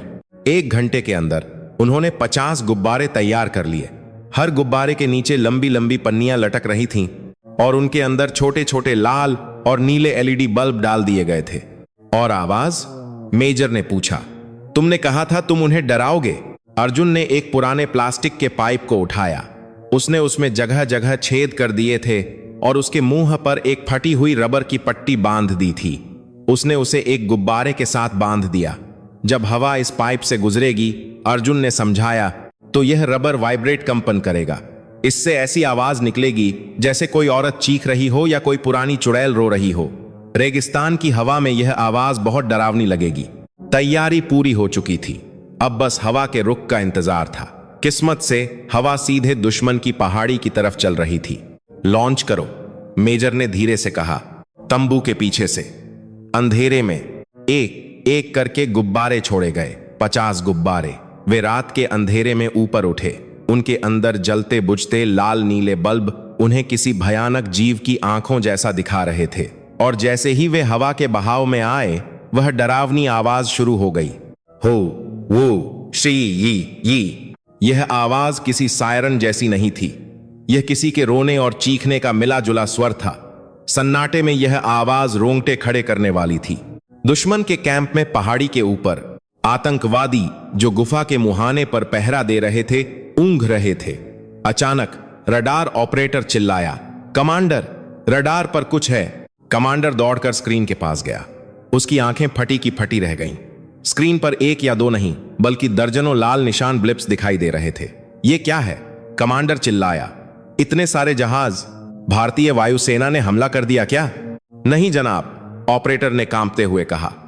ये जहाज नहीं लग रहे। इनकी गति बहुत अजीब है। ये तैर रहे हैं और इनकी संख्या बढ़ रही है। तभी बाहर खड़े संतरी ने हवा में गोली चलाई। भूत भूत, वह चिल्लाया। कमांडर और बाकी आतंकी बाहर भागे। उन्होंने जो देखा उससे उनके पैरों तले जमीन खिसक गई। आसमान में उनकी तरफ दर्जनों चमकती हुई लाल और नीली आंखें बढ़ रही थीं। वे हवा में झूल रही थीं और उनके साथ वह मनहूस आवाज आ रही थी। Who yes when that to. यह क्या बला है? एक आतंकी पीछे हटा। यह फौज नहीं है, यह जिन्नात हैं। पहाड़ी इलाकों में अंधविश्वास बहुत गहरा होता है। वे गोलियों से नहीं डरते थे, लेकिन अनजान साए से सबकी रूह कांपती है। फायर! कमांडर ने आदेश दिया। गिरा दो इन्हें। आतंकियों ने आसमान में अंधाधुंध गोलियां चलानी शुरू कर दी। धड़ धड़ धड़ धड़। गोलियां गुब्बारों को लग रही थीं। कुछ गुब्बारे फूटे, लेकिन बाकी आगे बढ़ते रहे। पन्नियां हवा में लहरा रही थीं, जिससे चांद की रोशनी में अजीब सी परछाइयां बन रही थीं। बेस कैंप में मेजर विक्रम दूरबीन से यह नजारा देख रहे थे। काम कर गया, उन्होंने मुस्कुराते हुए कहा। वे अपना गोला बारूद हवा में बर्बाद कर रहे हैं। और सबसे बड़ी बात, उन्होंने अपनी पोजीशन बता दी है। गोलियों की चमक, मजल फ्लैश से अंधेरे में आतंकियों की सटीक जगह पता चल रही थी। स्नाइपर टीम, मेजर ने रेडियो पर कहा।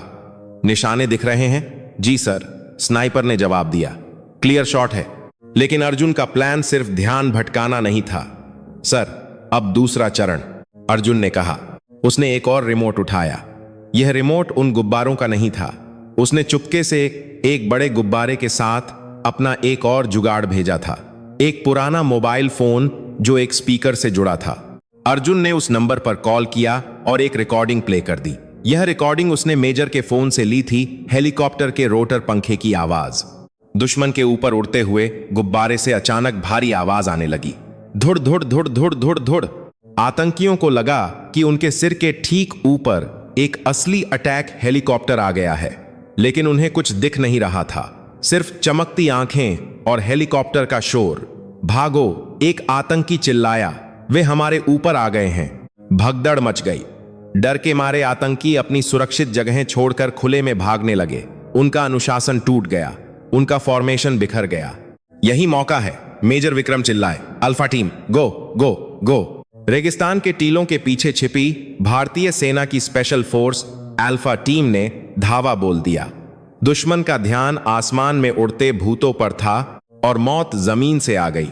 भारतीय जवानों ने बिजली की तेजी से हमला किया। आतंकियों को संभलने का मौका भी नहीं मिला। वे समझ ही नहीं पाए कि गोली कहां से चलानी है, आसमान में उड़ती बलाओं पर या जमीन पर आते जवानों पर। 10 मिनट, सिर्फ 10 मिनट में गोलीबारी थम गई। रेडियो पर आवाज आई, alpha 1 two base, area clear, दुश्मन खत्म, हम गुफा की तरफ बढ़ रहे हैं। तंबू में एक बार फिर जश्न मनाया गया, लेकिन इस बार शोर कम था। सब जानते थे कि अभी 5 जवान गुफा के अंदर हैं। और उनकी हालत नाजुक है। मेजर विक्रम ने अर्जुन की तरफ देखा। अर्जुन थका हुआ जमीन पर बैठा था। उसके हाथ में अभी भी कैंची थी। तुमने उन्हें बिना गोली चलाए हरा दिया अर्जुन, मेजर ने कहा। अर्जुन ने फीकी हंसी हंसी।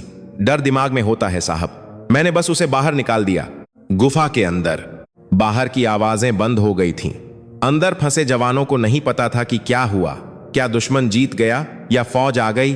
तभी गुफा के मुहाने पर एक टॉर्च की रोशनी चमकी। डेल्टा 1, एक जानी पहचानी आवाज गूंजी। जवानों की आंखों में आंसू आ गए। यह उनके साथी थे। रेस्क्यू टीम आ गई थी। उन्हें एक एक करके बाहर निकाला गया, स्ट्रेचर पर लिटाया गया। जब वे बाहर निकले तो उन्होंने आसमान में देखा।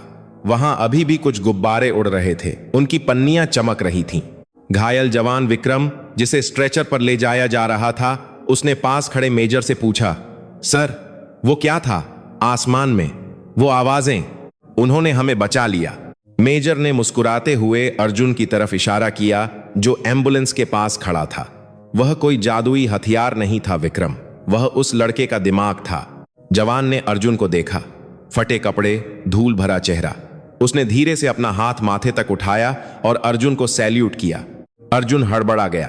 उसने कभी सोचा भी नहीं था कि देश के फौजी उसे सैल्यूट करेंगे। उसने हाथ जोड़ लिए। लेकिन कहानी अभी खत्म नहीं हुई थी। युद्ध का मैदान जीत लिया गया था, लेकिन अब अर्जुन को एक और लड़ाई लड़नी थी। एक ऐसी लड़ाई जो बंदूकों से नहीं बल्कि फाइलों और सिस्टम से लड़ी जानी थी। जब वे सब बेस कैंप वापस आए तो वहां एक और गाड़ी खड़ी थी, काली एम्बेसडर कार, सरकारी गाड़ी। उसमें से एक अधिकारी उतरा, खादी का कुर्ता पहने, चेहरे पर सख्त भाव। यह रक्षा मंत्रालय का अधिकारी नहीं था, यह खुफिया विभाग इंटेलिजेंस ब्यूरो से था। उसने मेजर विक्रम को रोका। मेजर, बधाई हो ऑपरेशन के लिए, उसने रूखेपन से कहा। लेकिन हमें एक रिपोर्ट मिली है, आपने एक आम नागरिक को, एक बच्चे को क्लासिफाइड, गुप्त मिलिट्री ऑपरेशन में शामिल किया और उसे हमारे सिस्टम का एक्सेस दिया। मेजर का चेहरा सख्त हो गया। उसने हमारे जवानों की जान बचाई है सर। अधिकारी ने अर्जुन की तरफ देखा, जो डरा हुआ लग रहा था। जान बचाई हो या ना हो, कानून कानून है। इसने राष्ट्रीय सुरक्षा के साथ खिलवाड़ किया है। इसने बिना अनुमति के ड्रोन बनाया जो कि गैर कानूनी है, और इसने सेना के नेटवर्क को हैक किया। अधिकारी ने अपने आदमियों को इशारा किया, इस लड़के को हिरासत में लिया जाएगा पूछताछ के लिए। अर्जुन के पिता रामदीन, जो अभी अभी खबर सुनकर बेस कैंप के बाहर पहुंचे थे, उन्होंने यह सुना तो वे वहीं गिर पड़े। अर्जुन ने मेजर की तरफ देखा। साहब, मैंने तो बस मदद की थी। मेजर विक्रम अधिकारी के सामने दीवार बनकर खड़े हो गए। इसे ले जाने से पहले आपको मुझसे गुजरना होगा। माहौल फिर से तनावपूर्ण हो गया। एक तरफ कानून था और दूसरी तरफ इंसानियत और कर्ज। अर्जुन ने एक जंग जीती थी, लेकिन अब उसे अपने ही देश के सिस्टम से जंग लड़नी थी। रेगिस्तान की धूल अब पीछे छूट चुकी थी। अर्जुन को एक बंद गाड़ी में बिठाकर दिल्ली लाया गया था। उसकी आंखों पर पट्टी नहीं थी, लेकिन उसे बाहर देखने की इजाजत नहीं थी। उसके बगल में बैठे हथियारबंद सिपाही उसे ऐसे देख रहे थे जैसे वह कोई खतरनाक अपराधी हो। उसके पिता रामदीन बेस कैंप के गेट पर ही रोते हुए रह गए थे। अर्जुन के कानों में अभी भी अपने पिता की वह चीख गूंज रही थी, साहब, मेरे बेटे ने कुछ गलत नहीं किया, वह तो बस मशीनें जोड़ता है। गाड़ी एक ऊंची इमारत के पीछे रुकी। यह खुफिया विभाग इंटेलिजेंस ब्यूरो का मुख्यालय था। अर्जुन को एक छोटे से कमरे में ले जाया गया। कमरे में कोई खिड़की नहीं थी, बस एक मेज, 2 कुर्सियां और छत से लटकता एक पीला बल्ब। एसी की ठंडक इतनी ज्यादा थी कि अर्जुन, जो रेगिस्तान की गर्मी से आया था, कांपने लगा। थोड़ी देर बाद दरवाजा खुला। वही अधिकारी मिस्टर कुलकर्णी अंदर आए। उनके हाथ में एक मोटी फाइल थी। उन्होंने फाइल को मेज पर पटका। आवाज से अर्जुन सिहर गया। पानी? कुलकर्णी ने पूछा। अर्जुन ने सिर हिलाया। उसका गला सूख रहा था। कुलकर्णी ने खुद पानी का गिलास भरा और अर्जुन के सामने रखा। तो अर्जुन, कुलकर्णी कुर्सी पर बैठते हुए बोले, यह बताओ, तुम्हें ट्रेनिंग कहां से मिली? अर्जुन ने पानी का घूंट भरा। ट्रेनिंग? मैंने कोई ट्रेनिंग नहीं ली साहब। मैं स्कूल भी 8वीं तक ही गया हूं। कुलकर्णी की आंखों में सख्ती आ गई। झूठ मत बोलो। तुमने भारतीय सेना के सुरक्षित नेटवर्क को भेद दिया, हैक। तुमने एक ड्रोन बनाया जो रडार को चकमा दे सकता है। यह काम कोई 8वीं पास कबाड़ी नहीं कर सकता। यह काम सिर्फ एक ट्रेंड जासूस कर सकता है। सच बताओ, तुम्हें पैसा कौन दे रहा है? सीमा पार के लोग? अर्जुन को लगा जैसे किसी ने उसे थप्पड़ मार दिया हो। जासूस? गद्दार? उसने अपनी जान जोखिम में डाली और उसे यह सुनने को मिल रहा था। साहब, अर्जुन की आवाज में कंपन था, लेकिन डर का नहीं, गुस्से का। मैं गरीब हूं, गद्दार नहीं। मैंने वो ड्रोन कूड़े से बनाया क्योंकि मेरे पास पैसे नहीं थे, और मैंने नेटवर्क इसलिए जोड़ा क्योंकि मुझे अपने भाइयों को बचाना था। कुलकर्णी ने मेज पर झुककर कहा, तुम्हें सेना के फ्रीक्वेंसी कोड्स कैसे पता चले? यह जानकारी गुप्त होती है। अर्जुन ने अपनी जेब, जो अब खाली थी, की तरफ इशारा किया। साहब, हवा में सब कुछ तैरता है। रेडियो तरंगें, मोबाइल सिग्नल, सब हवा में है। मैंने बस उन्हें पकड़ने के लिए एक पुराना टीवी ट्यूनर इस्तेमाल किया। जब आप रेडियो का चैनल बदलते हैं तो आपको गाने सुनाई देते हैं। मैंने बस चैनल बदला तो मुझे सेना की बातें सुनाई दी। इसमें जासूसी क्या है? कुलकर्णी चुप हो गए। यह लड़का या तो दुनिया का सबसे शातिर झूठ बोलने वाला था, या फिर सच में एक ऐसा जीनियस था जिसे किताबों की जरूरत नहीं थी। तभी दरवाजे पर दस्तक हुई। एक सिपाही अंदर आया। सर, डॉ. सुब्रह्मण्यम आपसे मिलना चाहते हैं। वे बहुत गुस्से में हैं। कुलकर्णी ने माथे पर शिकन डाली। उन्हें बाहर इंतजार करने को कहो। वे कह रहे हैं कि अगर आप नहीं मिले तो वे सीधे प्रधानमंत्री कार्यालय PM वहां फोन करेंगे। सिपाही ने डरते हुए कहा। कुलकर्णी ने गहरी सांस ली और बाहर चले गए। अर्जुन अकेला रह गया। वह मेज पर रखे अपने हाथों को देख रहा था। काले खुरदरे हाथ। क्या इन हाथों ने सच में कोई गुनाह किया था? बाहर गलियारे में डॉ. सुब्रह्मण्यम का चेहरा तमतमाया हुआ था। उनके साथ मेजर विक्रम भी थे। आप एक बच्चे के साथ अपराधी जैसा व्यवहार कर रहे हैं, कुलकर्णी, डॉक्टर चिल्लाए। डॉक्टर, आप भावनाओं में बह रहे हैं। कुलकर्णी ने शांत रहने की कोशिश की। कानून यह नहीं देखता कि नीयत क्या थी, कानून यह देखता है कि काम क्या हुआ। उसने ऑफिशियल सीक्रेट्स एक्ट तोड़ा है। अगर कल को हर बच्चा अपने घर में ड्रोन बनाकर सेना के इलाके में उड़ाने लगेगा तो देश की सुरक्षा का क्या होगा? डॉ. सुब्रह्मण्यम ने अपनी फाइल खोली। सुरक्षा?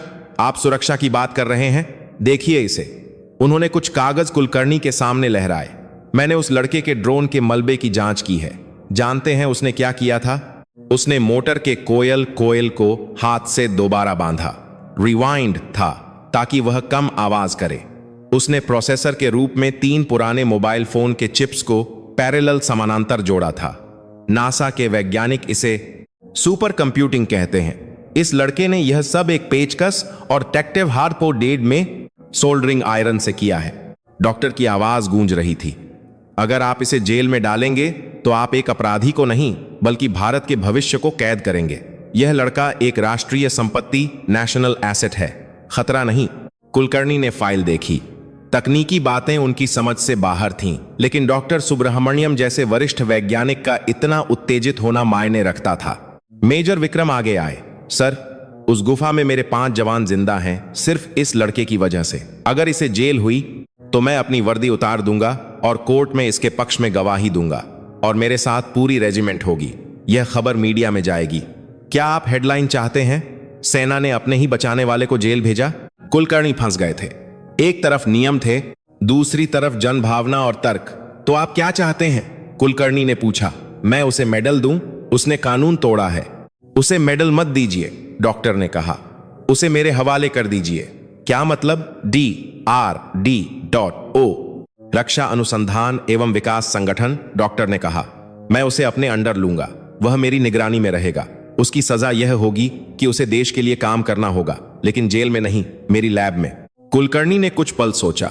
यह एक बीच का रास्ता था। ठीक है, कुलकर्णी ने कहा, लेकिन एक शर्त पर। उसे एक टेस्ट पास करना होगा। मुझे देखना है कि वह सच में जीनियस है या यह सब सिर्फ तुक्का था। कमरे के अंदर अर्जुन ऊँघ रहा था। तभी दरवाजा फिर खुला। इस बार कुलकर्णी के साथ डॉक्टर और मेजर भी थे। अर्जुन मेजर को देखकर खड़ा हो गया। उसकी आंखों में उम्मीद जागी। बैठो, कुलकर्णी ने कहा। उन्होंने मेज पर एक बक्सा रखा। बक्से में से एक अजीब सी मशीन निकाली। यह एक बहुत ही जटिल डिजिटल लॉक ताला था, जिसमें कई तार और स्क्रीन लगी थीं। यह एक हाई सिक्योरिटी एन्क्रिप्शन डिवाइस है, एक बक्साकार दोनों के बाद में, एक बरमात नहीं में। कुलकर्णी ने कहा, यह लॉक हो चुका है। हमारे इंजीनियर इसे खोलने की कोशिश कर रहे हैं। अगर तुम इसे बिना तोड़े सिर्फ इसके सॉफ्टवेयर को बायपास करके खोल सकते हो तो हम मान लेंगे कि तुम्हारा ड्रोन बनाना तुक्का नहीं था। अर्जुन ने मशीन को देखा। उसने उसे उठाया। मुझे एक लैपटॉप और एक डेटा केबल चाहिए, अर्जुन ने कहा। कुलकर्णी ने उसे सामान दिया। अर्जुन ने केबल जोड़ी। स्क्रीन पर कोड्स की बारिश होने लगी। अर्जुन की उंगलियां कीबोर्ड पर ऐसे चलने लगीं जैसे वह पियानो बजा रहा हो। उसने यह भाषा कभी स्कूल में नहीं सीखी थी। उसने यह कबाड़खाने में फेंके गए कंप्यूटरों को सुधारते सुधारते सीखी थी। 10 मिनट, 15 मिनट, कमरा शांत था। सिर्फ कीबोर्ड की खटखट गूंज रही थी। डॉक्टर सुब्रह्मण्यम ध्यान से स्क्रीन देख रहे थे। वे देख रहे थे कि अर्जुन कैसे कोड के रास्तों को ढूंढ रहा है। वह सीधे दरवाजे से नहीं जा रहा था, वह खिड़कियां ढूंढ रहा था। अचानक अर्जुन रुका। साहब, यह नहीं खुलेगा, अर्जुन ने कहा। कुलकर्णी के चेहरे पर एक विजयी मुस्कान आई। देखा, मैंने कहा था ना। नहीं साहब, अर्जुन ने बात काटी। यह इसलिए नहीं खुलेगा क्योंकि इसमें हार्डवेयर की दिक्कत है। इसका तीसरी पिन का सर्किट जला हुआ है। सॉफ्टवेयर ठीक है। कुलकर्णी चौंके। क्या बकवास है? अर्जुन ने मशीन को पलटा। उसने अपनी जेब से जो उसे वापस मिल गई थी अपना छोटा पेचकस निकाला और पीछे का पैनल खोल दिया। देखिए, अर्जुन ने एक काले पड़े हुए छोटे से बिंदु की तरफ इशारा किया। यहां शॉर्ट सर्किट हुआ है। आप इसे कोड से नहीं, सोल्डरिंग से ठीक कर सकते हैं। उसने पास पड़े एक पेपर क्लिप को उठाया, उसे मोड़ा और जले हुए सर्किट के दोनों सिरों को जोड़ दिया। बाईपास। बीप। मशीन की स्क्रीन हरी हो गई। लॉक खुल गया। कमरे में सन्नाटा छा गया। अर्जुन ने मशीन मेज पर रख दी। कभी कभी समस्या दिमाग में नहीं, दिल में होती है साहब। मशीन का दिल खराब था, अर्जुन ने सादगी से कहा। डॉक्टर सुब्रह्मण्यम हंस पड़े, जोर जोर से। उन्होंने कुलकर्णी के कंधे पर हाथ मारा। अब और कोई सबूत चाहिए कुलकर्णी? कुलकर्णी ने अर्जुन को देखा। इस बार उनकी नजरों में शक नहीं, बल्कि एक अजीब सा सम्मान था। उन्होंने फाइल बंद की। तुम जा सकते हो अर्जुन, कुलकर्णी ने कहा। लेकिन घर नहीं। अर्जुन घबरा गया। तो कहां साहब? मेरे पिताजी। तुम्हारे पिताजी को बता दिया जाएगा। डॉक्टर सुब्रह्मण्यम ने आगे बढ़कर अर्जुन के सिर पर हाथ रखा। तुम मेरे साथ आ रहे हो दिल्ली, बड़ी प्रयोगशाला में। वहां तुम्हें कबाड़ से नहीं, असली सामान से मशीनें बनानी होंगी। अर्जुन को समझ नहीं आया। मतलब मुझे नौकरी मिल गई? मेजर विक्रम ने मुस्कुराते हुए कहा। सिर्फ नौकरी नहीं बेटे, तुम्हें एक मकसद मिल गया। अब तुम देश के वैज्ञानिक बनोगे। अर्जुन की आंखों से आंसू छलक पड़े। वह अपने घुटनों पर बैठ गया और उसने मेजर के पैर छुए, फिर डॉक्टर के। साहब, मैं बस कबाड़ी हूं। थे, डॉक्टर ने उसे उठाया। तुम कबाड़ी थे, आज से तुम इन्वेंटर, आविष्कारक हो। बाहर सूरज निकल रहा था। नई सुबह हो रही थी। अर्जुन जब इमारत से बाहर निकला तो उसने खुली हवा में सांस ली। लेकिन कहानी अभी खत्म नहीं हुई थी। गांव लौटना बाकी था, अपने पिता से मिलना बाकी था, और सबसे बड़ी बात, गांव के उन लोगों का सामना करना बाकी था जो उसे ताने मारते थे।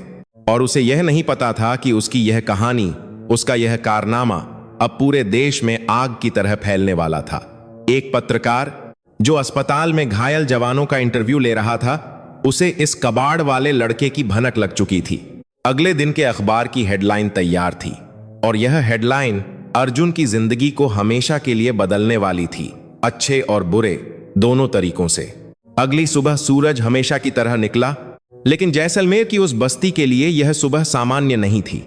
रामदीन के घर के बाहर सन्नाटा था। चूल्हा नहीं जला था। सावित्री दरवाजे की चौखट पर बैठी अपनी साड़ी के पल्लू से बार बार आंखें पोंछ रही थी। उन्हें बस इतना पता था कि उनका बेटा फौज के लोगों के साथ गया है और वापस नहीं आया। बस्ती में अफवाहें थीं, लड़के ने कुछ चोरी किया होगा, जासूसी में पकड़ा गया, अब शायद कभी नहीं लौटेगा। पड़ोसी जो कल तक ताने मारते थे, आज दबी जुबान में बातें कर रहे थे। मैंने तो पहले ही कहा था। पान की दुकान पर बैठा एक आदमी बोला, कबाड़ का काम करते करते गलत संगत में पड़ गया होगा। फौज वाले ऐसे ही किसी को नहीं उठा ले जाते। तभी बस्ती के मोड़ पर साइकिल की घंटी बजी। वह अखबार वाला था। वह आमतौर पर इस गरीब बस्ती में अखबार नहीं फेंकता था क्योंकि यहां कोई पढ़ता नहीं था, लेकिन आज वह रुका। उसने रामदीन के घर की तरफ एक अखबार जोर से फेंका। ओ रामदीन काका, अखबार वाला चिल्लाया। रो मत, अपनी किस्मत देखो, तुम्हारा लाला तो स्टार बन गया। सावित्री ने कांपते हाथों से अखबार उठाया। उसे पढ़ना नहीं आता था। उसने रामदीन को हिलाया जो खाट पर मुंह ढांपे पड़े थे।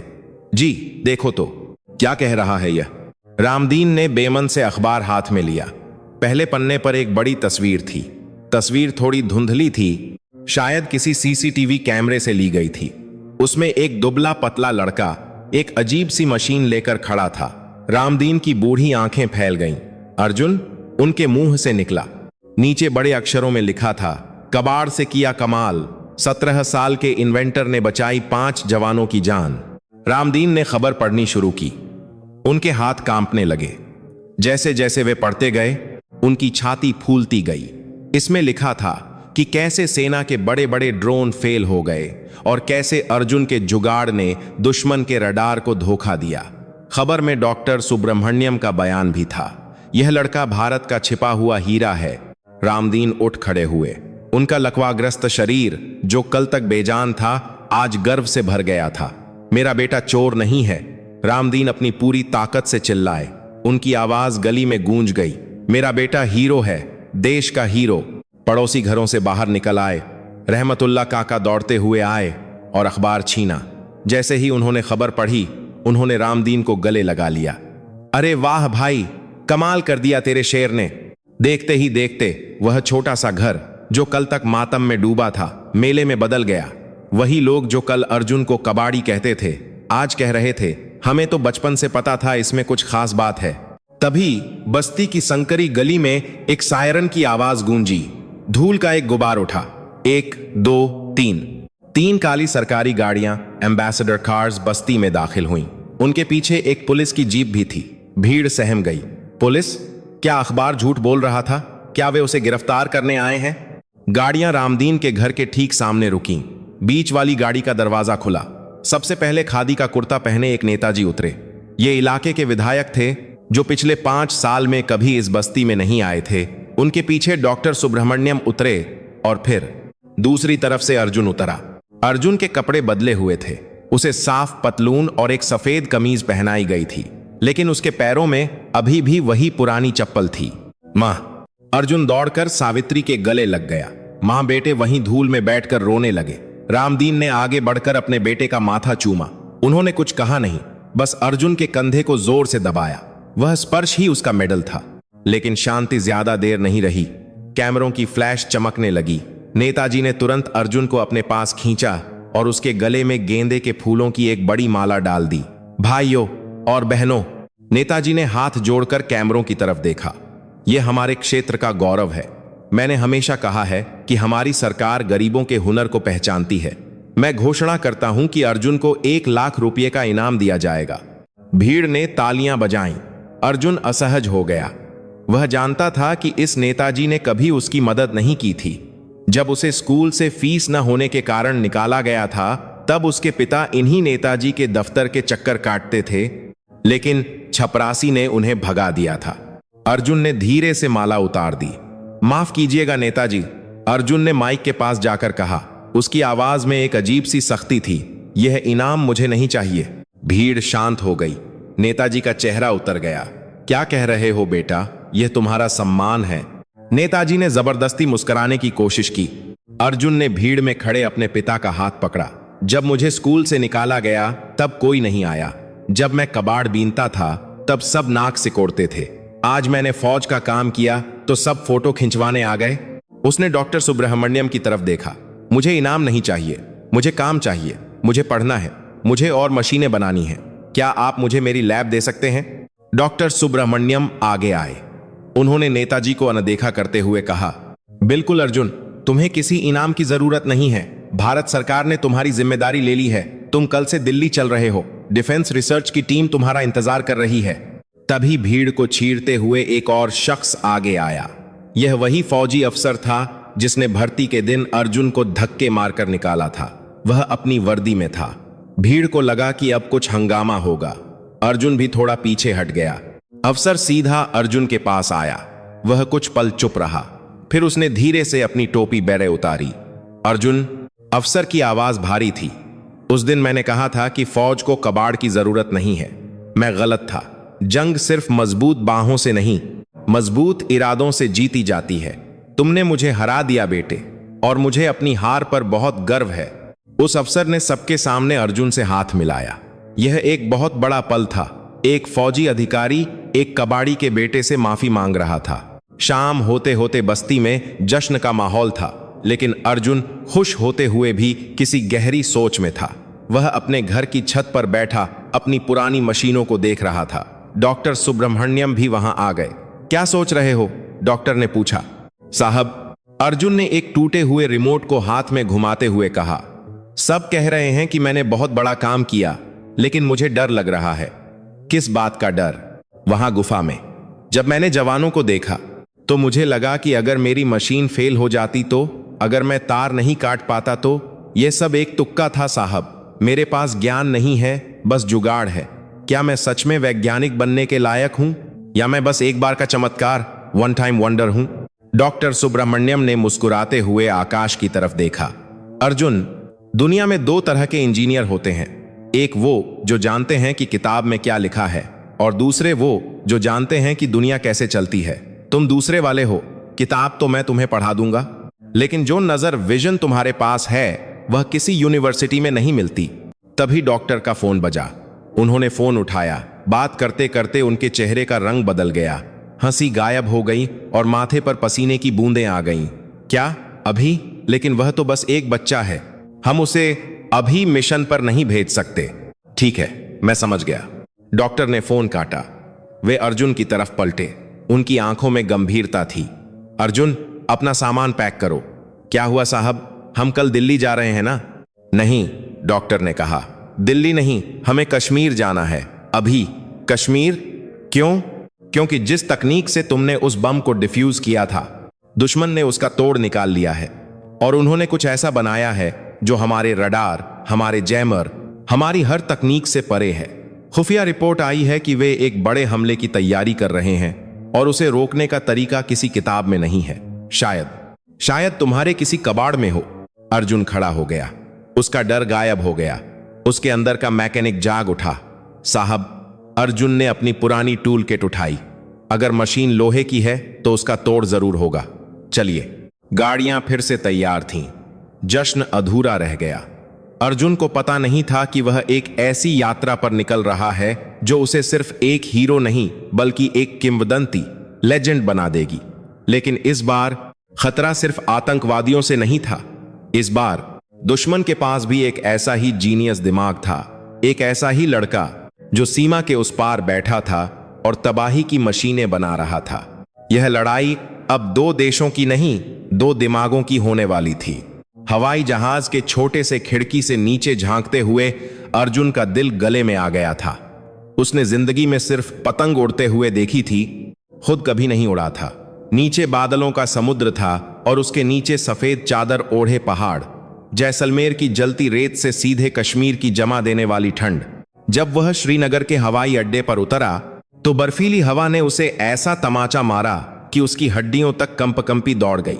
उसे एक मोटा फौजी जैकेट दिया गया जो उसके दुबले शरीर पर बहुत बड़ा लग रहा था। स्वागत है जन्नत में, डॉक्टर सुब्रमण्यम ने कहा, लेकिन उनके चेहरे पर तनाव था। लेकिन अभी यहां जहन्नुम, नरक के दरवाजे खुले हुए हैं। उन्हें एक बख्तरबंद गाड़ी में बिठाकर सीधे सीमा के पास एक गुप्त बंकर में ले जाया गया।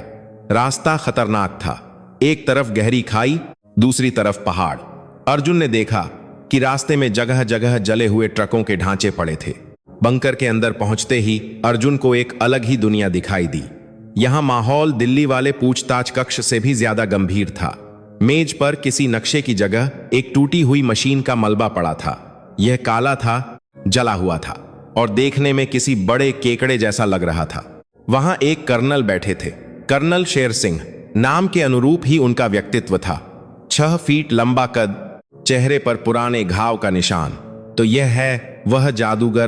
कर्नल शेर सिंह ने अर्जुन को ऊपर से नीचे तक देखा।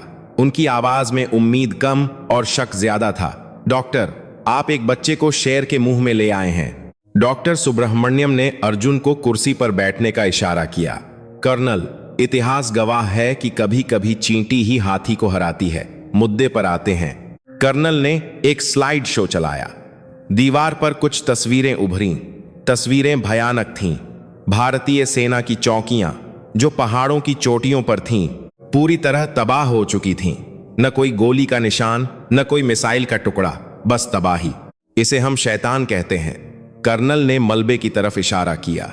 यह रात के अंधेरे में आता है। रडार इसे पकड़ नहीं पाता क्योंकि यह उड़ता नहीं है, यह चलता है, दीवारों पर, खड़ी चट्टानों पर, बिल्कुल छिपकली की तरह। अर्जुन ने उस मलबे को ध्यान से देखा। यह हमारे बंकरों में घुसता है और खुद को उड़ा लेता है, कर्नल ने बताया।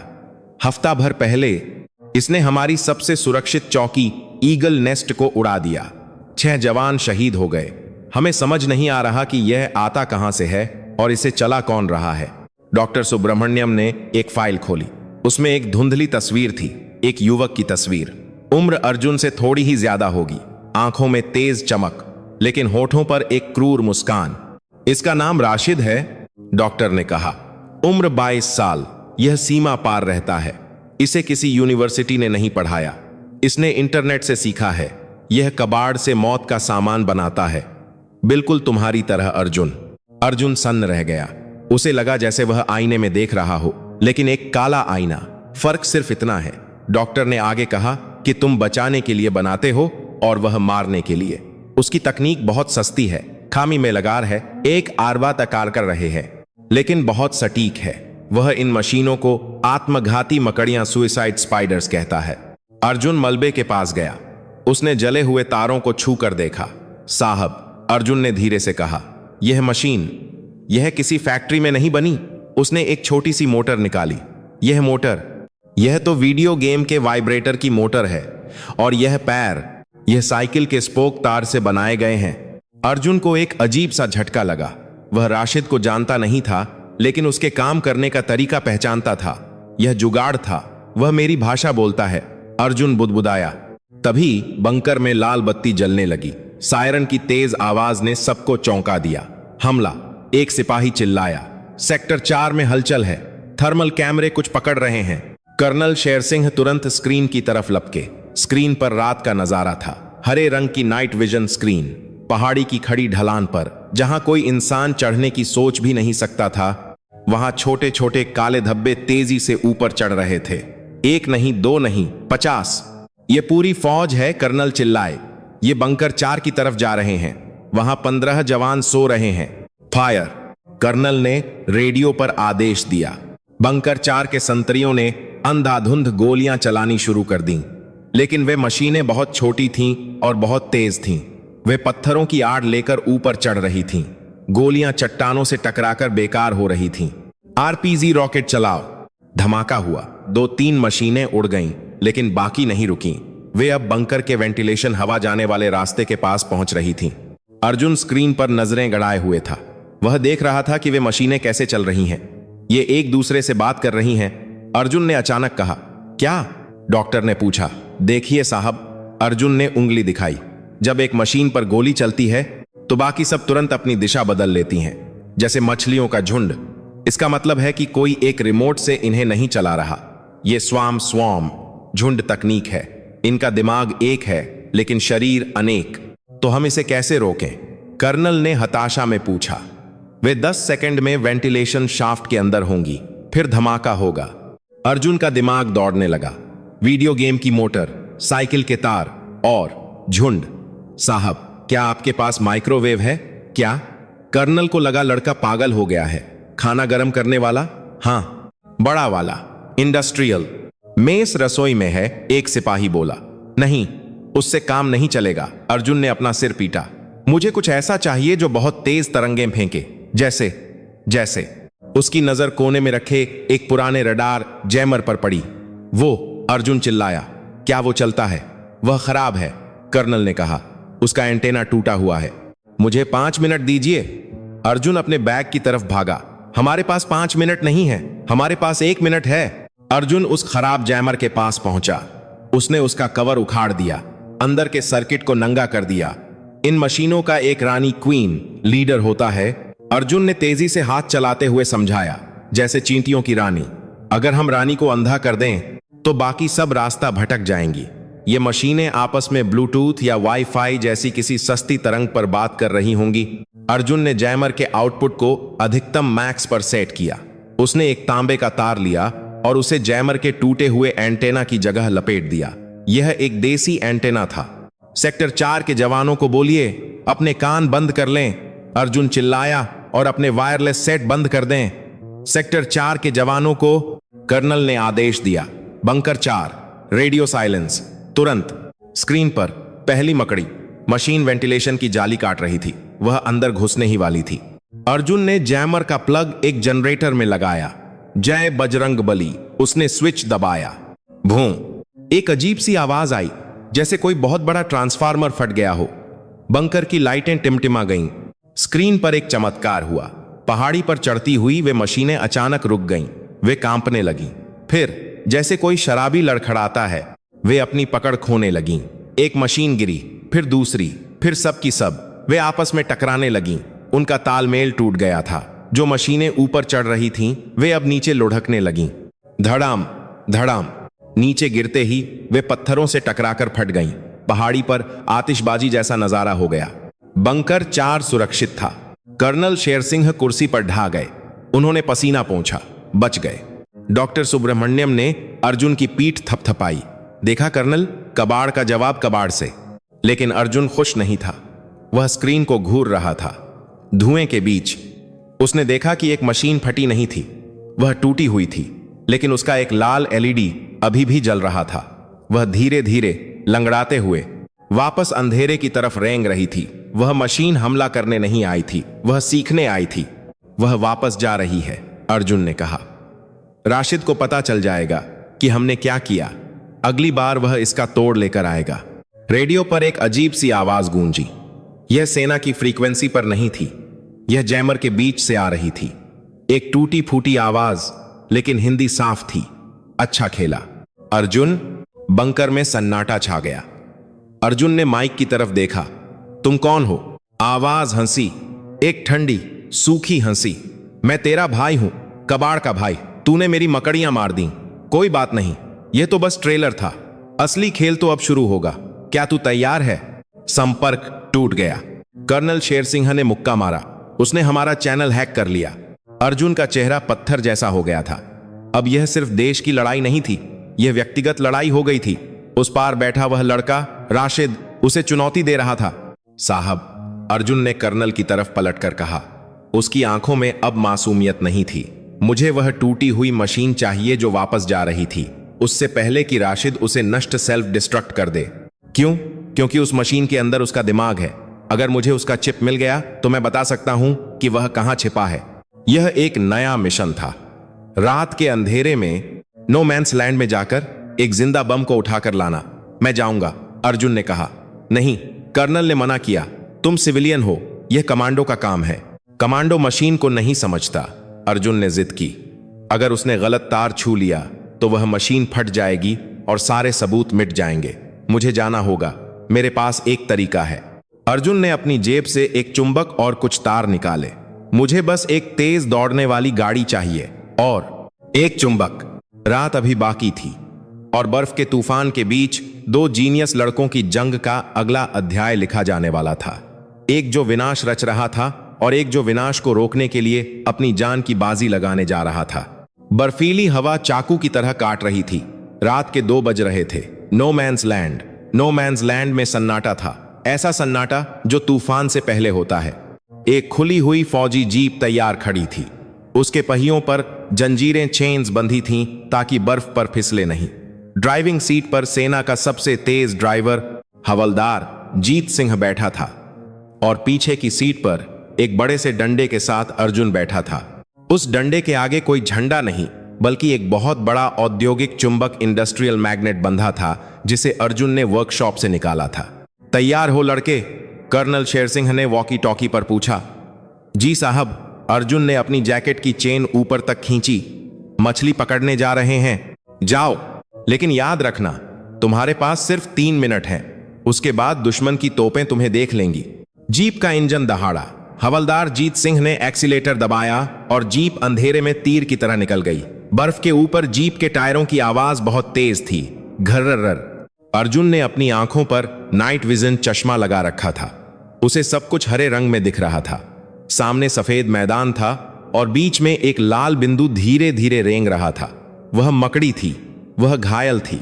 उसका एक पैर टूटा हुआ था, इसीलिए वह धीरे चल रही थी। लेकिन वह सीमा बोर्ड के बहुत करीब थी। अगर वह उस पार चली गई तो मौका हाथ से निकल जाएगा। तेज और तेज, अर्जुन चिल्लाया।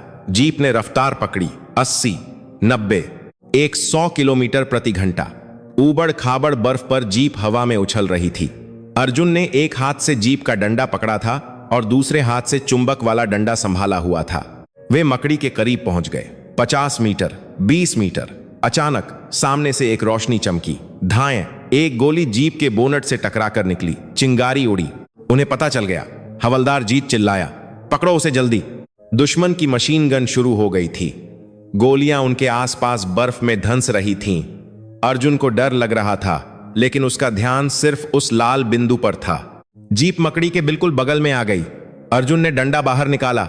मकड़ी ने चुंबक को महसूस किया। उसने भागने की कोशिश की। नहीं, तू नहीं जाएगी। अर्जुन ने डंडा नीचे किया। खट्टाक, एक जोरदार आवाज आई। मकड़ी चुंबक से चिपक गई। मिल गई। अर्जुन चिल्लाया, वापस मोड़ो। हवलदार जीत ने जीप को हैंड ब्रेक लगाकर मोड़ा। जीप पूरी तरह घूम गई। ड्रिफ्ट, बर्फ उड़ी। तभी एक मोर्टार का गोला जीप के पीछे गिरा। धड़ाम। धमाके की लहर से जीप के पिछले पहिए हवा में उठ गए। अर्जुन लगभग गिरने ही वाला था, लेकिन उसने जीप का फ्रेम कसकर पकड़ लिया। चुंबक वाला डंडा उसके हाथ से छूटने ही वाला था, लेकिन उसने उसे अपने सीने से लगा लिया। वह मशीन अब उसकी जान से ज्यादा कीमती थी। वे टेढ़े मेढ़े रास्ते से वापस बंकर की तरफ भागे। पीछे गोलियों की बौछार हो रही थी, लेकिन वे रेंज से बाहर निकल चुके थे। बंकर के अंदर अर्जुन हाँफ रहा था। उसके चेहरे पर कालिख लगी थी। उसने उस टूटी हुई मकड़ी को मेज पर पटक दिया। वह मशीन अभी भी फड़फड़ा रही थी, जैसे कोई जिंदा जीव हो। जल्दी करो, डॉक्टर सुब्रमण्यम ने कहा। इसका सर्किट गर्म हो रहा है। यह सेल्फ डिस्ट्रक्ट आत्मविनाश मोड में है। अर्जुन ने तुरंत अपना टूल किट खोला। उसने मशीन का पेट चीर दिया। अंदर तारों का एक उलझा हुआ जाल था। बीच में एक काली चिप थी, जिस पर लाल बत्ती तेजी से ब्लिंक कर रही थी। टाइमर चल रहा है, अर्जुन ने कहा। अगर मैंने इसे गलत तार से छुआ तो यह सारा डेटा मिटा देगा। कर्नल और डॉक्टर सांस रोककर देख रहे थे। अर्जुन ने अपना लैपटॉप कनेक्ट किया। स्क्रीन पर एक पासवर्ड का बॉक्स आ गया। एंटर पासवर्ड, और नीचे एक उल्टा चलता हुआ टाइमर। 20-159। पासवर्ड? कर्नल चिल्लाए। हमें पासवर्ड कैसे पता होगा? डॉक्टर ने कहा। Brute force, brute force. Attack करो। सारे पासवर्ड ट्राई करो। समय नहीं है साहब, अर्जुन ने कहा। सिर्फ 2 मिनट हैं। लाखों पासवर्ड हैं। अर्जुन ने आंखें बंद कीं। उसने राशिद के बारे में सोचा। वह लड़का अहंकारी था। उसे अपनी होशियारी पर घमंड था। वह कोई सरकारी पासवर्ड जैसे 12,345 नहीं रखेगा। वह कुछ ऐसा रखेगा जो अर्जुन को चिढ़ाए। उसने रेडियो पर राशिद की बात याद की। मैं तेरा भाई हूं, कबाड़ का भाई। अर्जुन ने टाइप किया। ब्रदर स्क्रीन लाल हो गई। Access denied. टाइमर 1:30। गलत है। अर्जुन का माथा पसीने से भीग गया। कुछ और सोचो। वह क्या सोचता है? डॉक्टर ने पूछा। अर्जुन ने सोचा। राशिद ने अपनी मशीनों को मकड़ी कहा था। उसने अर्जुन के ड्रोन को खिलौना कहा था। अर्जुन ने टाइप किया। Toy access denied. टाइमर 1:0। सिर्फ 1 मिनट। कर्नल ने हताशा में कहा, यह बेकार है। चिप को फ्रीज कर दो। लिक्विड नाइट्रोजन लाओ। नहीं, अर्जुन चिल्लाया। नाइट्रोजन से चिप टूट जाएगी। अर्जुन ने स्क्रीन को देखा। कर्सर ब्लिंक कर रहा था। उसने खुद से पूछा, अगर मैं राशिद होता और मुझे पता होता कि यह मशीन अर्जुन पकड़ेगा तो मैं पासवर्ड क्या रखता? मैं उसे क्या संदेश देना चाहता? राशिद ने कहा था, असली खेल तो अब शुरू होगा। खेल? क्या पासवर्ड गेम है? नहीं, बहुत आसान है। तभी अर्जुन की नजर उस चिप के नीचे लिखे एक छोटे से नंबर पर पड़ी। यह एक तारीख थी, 15/8/1947। आजादी की तारीख? नहीं, राशिद आतंकवादी है। वह आजादी नहीं मानता, वह बंटवारा मानता है। अर्जुन के दिमाग में बिजली कौंधी। बंटवारा, एक लकीर जिसने 2 भाइयों को अलग किया। उसने टाइप किया, LOC, line of control, ACCESS denied. आखिरी 30 सेकंड। अर्जुन का हाथ कांपने लगा। उसने मशीन को देखा। यह कबाड़ से बनी थी। जुगाड़। राशिद को अपने जुगाड़ पर गर्व था। अर्जुन ने हिंदी में टाइप किया, अंग्रेजी अक्षरों में, JUGAAD। उसने एंटर दबाया। स्क्रीन एक पल के लिए रुकी, सबकी धड़कनें थम गईं, स्क्रीन हरी हो गई। एक्सेस ग्रांटेड खुल गया। बंकर में सब चिल्ला उठे। जुगाड़ अर्जुन हंसा, आंखों में आंसू लिए। वो भी कबाड़ी है, उसे अपनी कला से प्यार है। फाइलें खुलने लगीं, नक्शे लोड होने लगे। एक GPS लोकेशन स्क्रीन पर उभरी। यह सीमा के उस पार थी, लेकिन बहुत दूर नहीं। यह जगह, कर्नल ने नक्शे को जूम किया। यह तो नीलम नदी के पास पुराना हाइड्रो पावर प्लांट बिजली घर है। यह सालों से बंद पड़ा है, वहीं से उसे बिजली मिल रही है। अर्जुन ने कहा, इतनी सारी मशीनों को चार्ज करने के लिए बहुत पावर चाहिए। वह वहीं छिपा है। तभी स्क्रीन पर एक वीडियो पॉपअप हुआ। यह पहले से रिकॉर्ड किया गया वीडियो था। वीडियो में एक अंधेरे कमरे में एक लड़का बैठा था, चेहरा आधा ढका हुआ, सामने लैपटॉप। राशिद। वह वीडियो में देख रहा था और मुस्कुरा रहा था। नमस्ते अर्जुन। वीडियो में राशिद बोला, मुझे पता था तू यह कोड तोड़ लेगा। आखिर हम दोनों एक ही मिट्टी के बने हैं, बस फर्क यह है कि तूने उस मिट्टी से ईंट बनाई और मैंने पत्थर। राशिद ने एक रिमोट उठाया। तूने मेरा पता ढूंढ लिया, बहुत अच्छे, तो आजा, मैं तेरा इंतजार कर रहा हूं। लेकिन अकेले मत आना, अपनी पूरी फौज लेकर आना, क्योंकि मैं चाहता हूं कि दुनिया देखे जब मैं उन सबको। उसने गला काटने का इशारा किया। और हां अर्जुन, अपना वो ड्रोन मत लाना, इस बार मेरे पास तुम्हारे लिए एक खास तोहफा है। वीडियो बंद हो गया। कर्नल शेर सिंह का चेहरा गुस्से से लाल हो गया। यह खुला चैलेंज है। वह हमें वहां बुला रहा है क्योंकि उसने वहां जाल बिछाया होगा। यह एक ट्रैप है, डॉक्टर ने कहा। वह चाहता है कि हम वहां जाएं। वहां पूरा इलाका बारूद से भरा होगा। हम पीछे नहीं हट सकते। कर्नल ने मेज पर मुक्का मारा। अगर हमने उसे आज नहीं रोका तो कल वह और बड़ी तबाही मचाएगा। उसके पास अब हमारे शहरों के नक्शे हो सकते हैं। अर्जुन चुपचाप खड़ा था। वह उस वीडियो को बार बार अपने दिमाग में चला रहा था। मेरे पास तुम्हारे लिए एक खास तोहफा है। वह तोहफा क्या हो सकता है? कर्नल साहब, अर्जुन ने गंभीर आवाज में कहा, हमें जाना होगा, लेकिन वैसे नहीं जैसे वह सोच रहा है। वह फौज का इंतजार कर रहा है। वह बंदूकों और टैंकों के लिए तैयार है। तो हम क्या करें? अर्जुन ने अपनी टूलकिट उठाई। उसकी आंखों में एक नई चमक थी, बदले की नहीं बल्कि एक अंतिम आविष्कार की। अगर वह बिजली घर में छिपा है तो हम उसकी ताकत को ही उसकी कमजोरी बनाएंगे। वह बिजली से अपनी मशीनें चलाता है ना, तो हम उसे करंट का ऐसा झटका देंगे कि उसकी 7 पुश्तें याद रखेंगी। कर्नल ने पूछा, तुम्हारा क्या प्लान है? अर्जुन ने नक्शे पर उंगली रखी। हम हमला नहीं करेंगे, हम शॉर्ट सर्किट करेंगे। मिशन तय हो गया। यह अब तक का सबसे खतरनाक मिशन था। दुश्मन के इलाके में घुसकर उसके गढ़ को उसी की बिजली से उड़ाना। अर्जुन, कर्नल शेर सिंह और स्पेशल फोर्स की टीम तैयार हो गई। सुबह होने में सिर्फ 2 घंटे बाकी थे और यह 2 घंटे तय करने वाले थे कि सुबह का सूरज किसके लिए निकलेगा, अर्जुन के लिए या राशिद के लिए। अर्जुन ने जीप में बैठने से पहले अपनी मां की दी हुई एक छोटी सी ताबीज को चूमा। आज या तो कबाड़ जीतेगा, उसने खुद से कहा, या कबाड़ हो जाएगा। नीलम नदी का शोर किसी दहाड़ते हुए शेर जैसा था। पुराना हाइड्रो पावर प्लांट बिजली घर अंधेरे में एक विशाल राक्षस की तरह खड़ा था। उसकी दीवारें काई और बर्फ से ढकी थीं। अंदर से मशीनों के चलने की भारी आवाज आ रही थी। धुम धुम धुम। यह उस जगह की धड़कन थी। कर्नल शेर सिंह ने हाथ के इशारे से टीम को रुकने को कहा। वे प्लांट के मुख्य गेट पर थे। गेट पर जंग लगा था और वह आधा खुला था। यह बहुत आसान लग रहा है, कर्नल ने फुसफुसाते हुए कहा। कोई पहरेदार नहीं, कोई संतरी नहीं।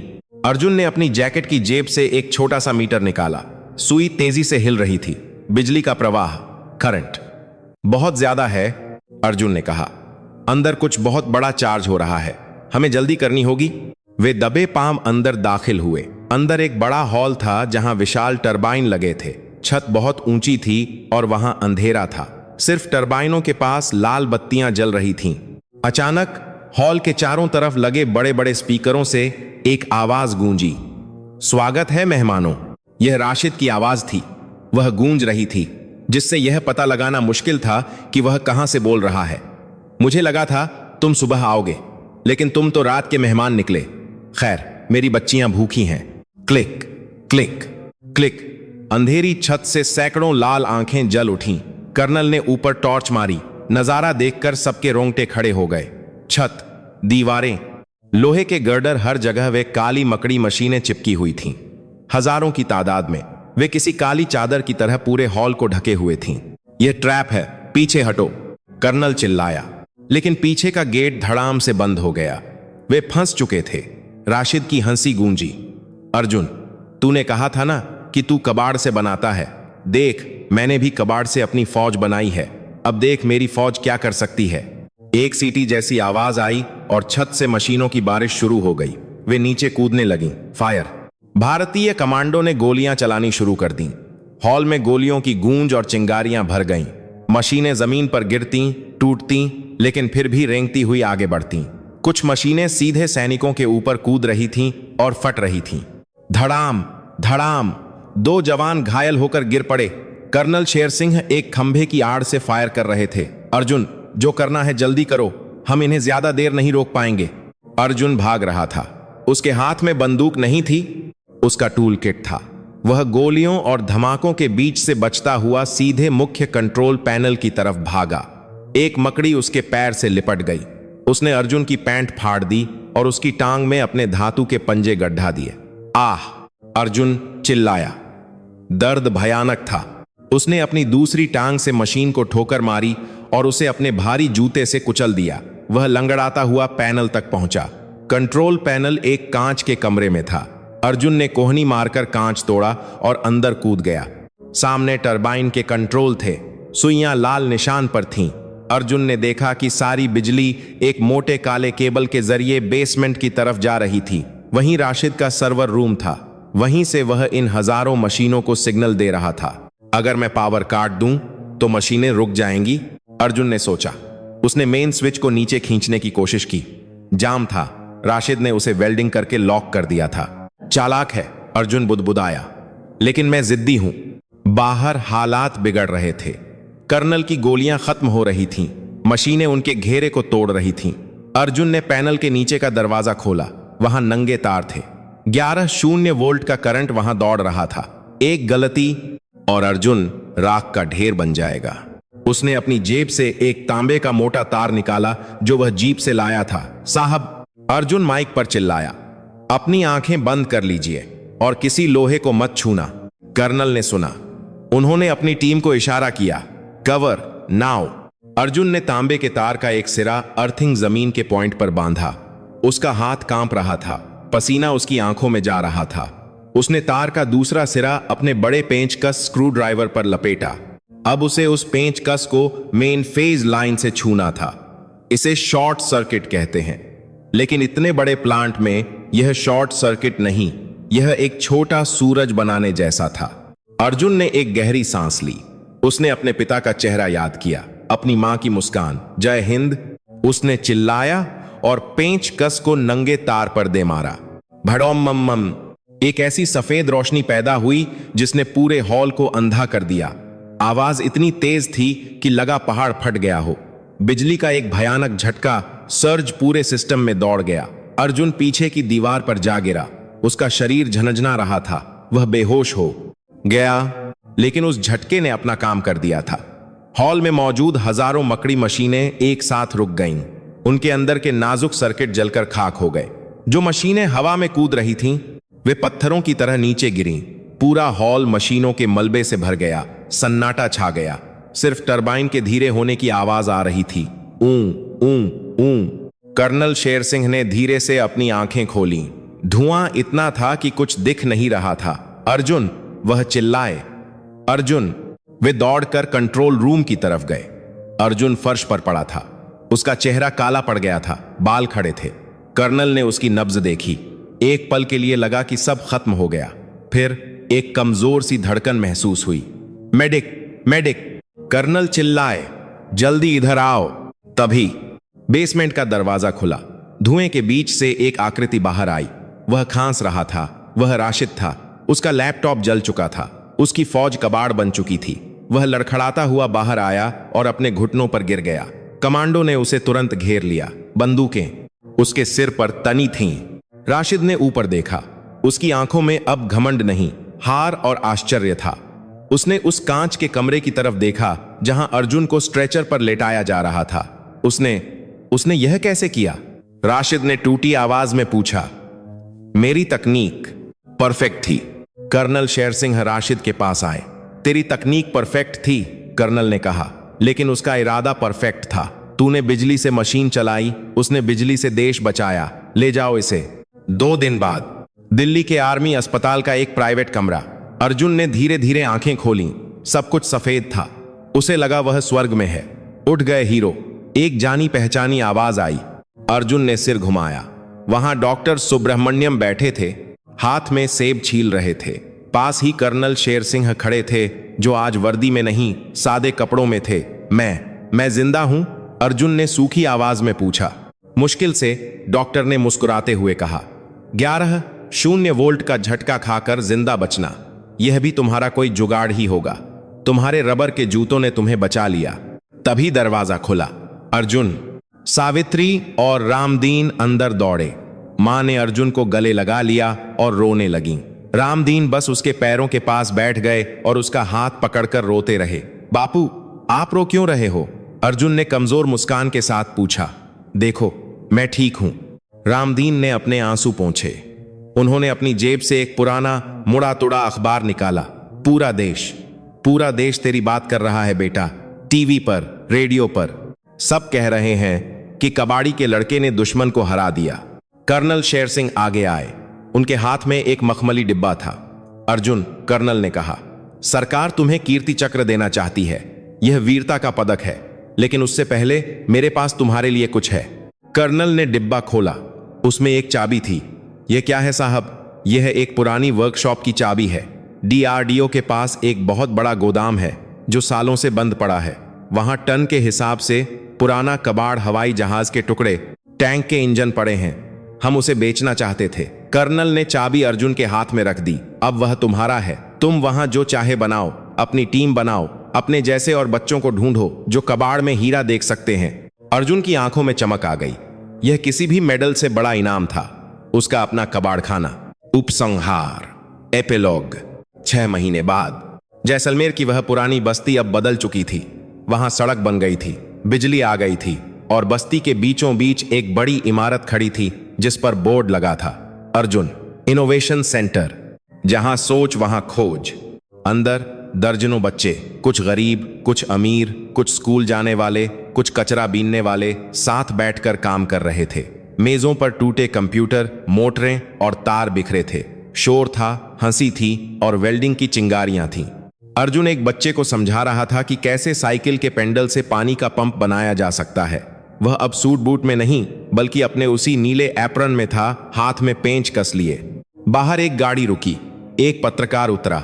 वह अर्जुन का इंटरव्यू लेने आया था। अर्जुन सर, पत्रकार ने माइक आगे किया, आप अब एक सेलिब्रिटी हैं। बड़ी बड़ी विदेशी कंपनियां आपको करोड़ों का ऑफर दे रही हैं। आप सिलिकॉन वैली अमेरिका क्यों नहीं जाते? आप यहां धूल और कबाड़ में क्यों बैठे हैं? अर्जुन ने मुस्कुराते हुए अपने वर्कशॉप की तरफ देखा, जहां एक 10 साल का बच्चा प्लास्टिक की बोतलों से रॉकेट बना रहा था। भाई साहब, अर्जुन ने शांति से जवाब दिया, हीरा जौहरी की दुकान में चमकता है, लेकिन मिलता कोयले की खदान में ही है। अगर मैं चला गया तो इन हीरों को कौन तराशेगा?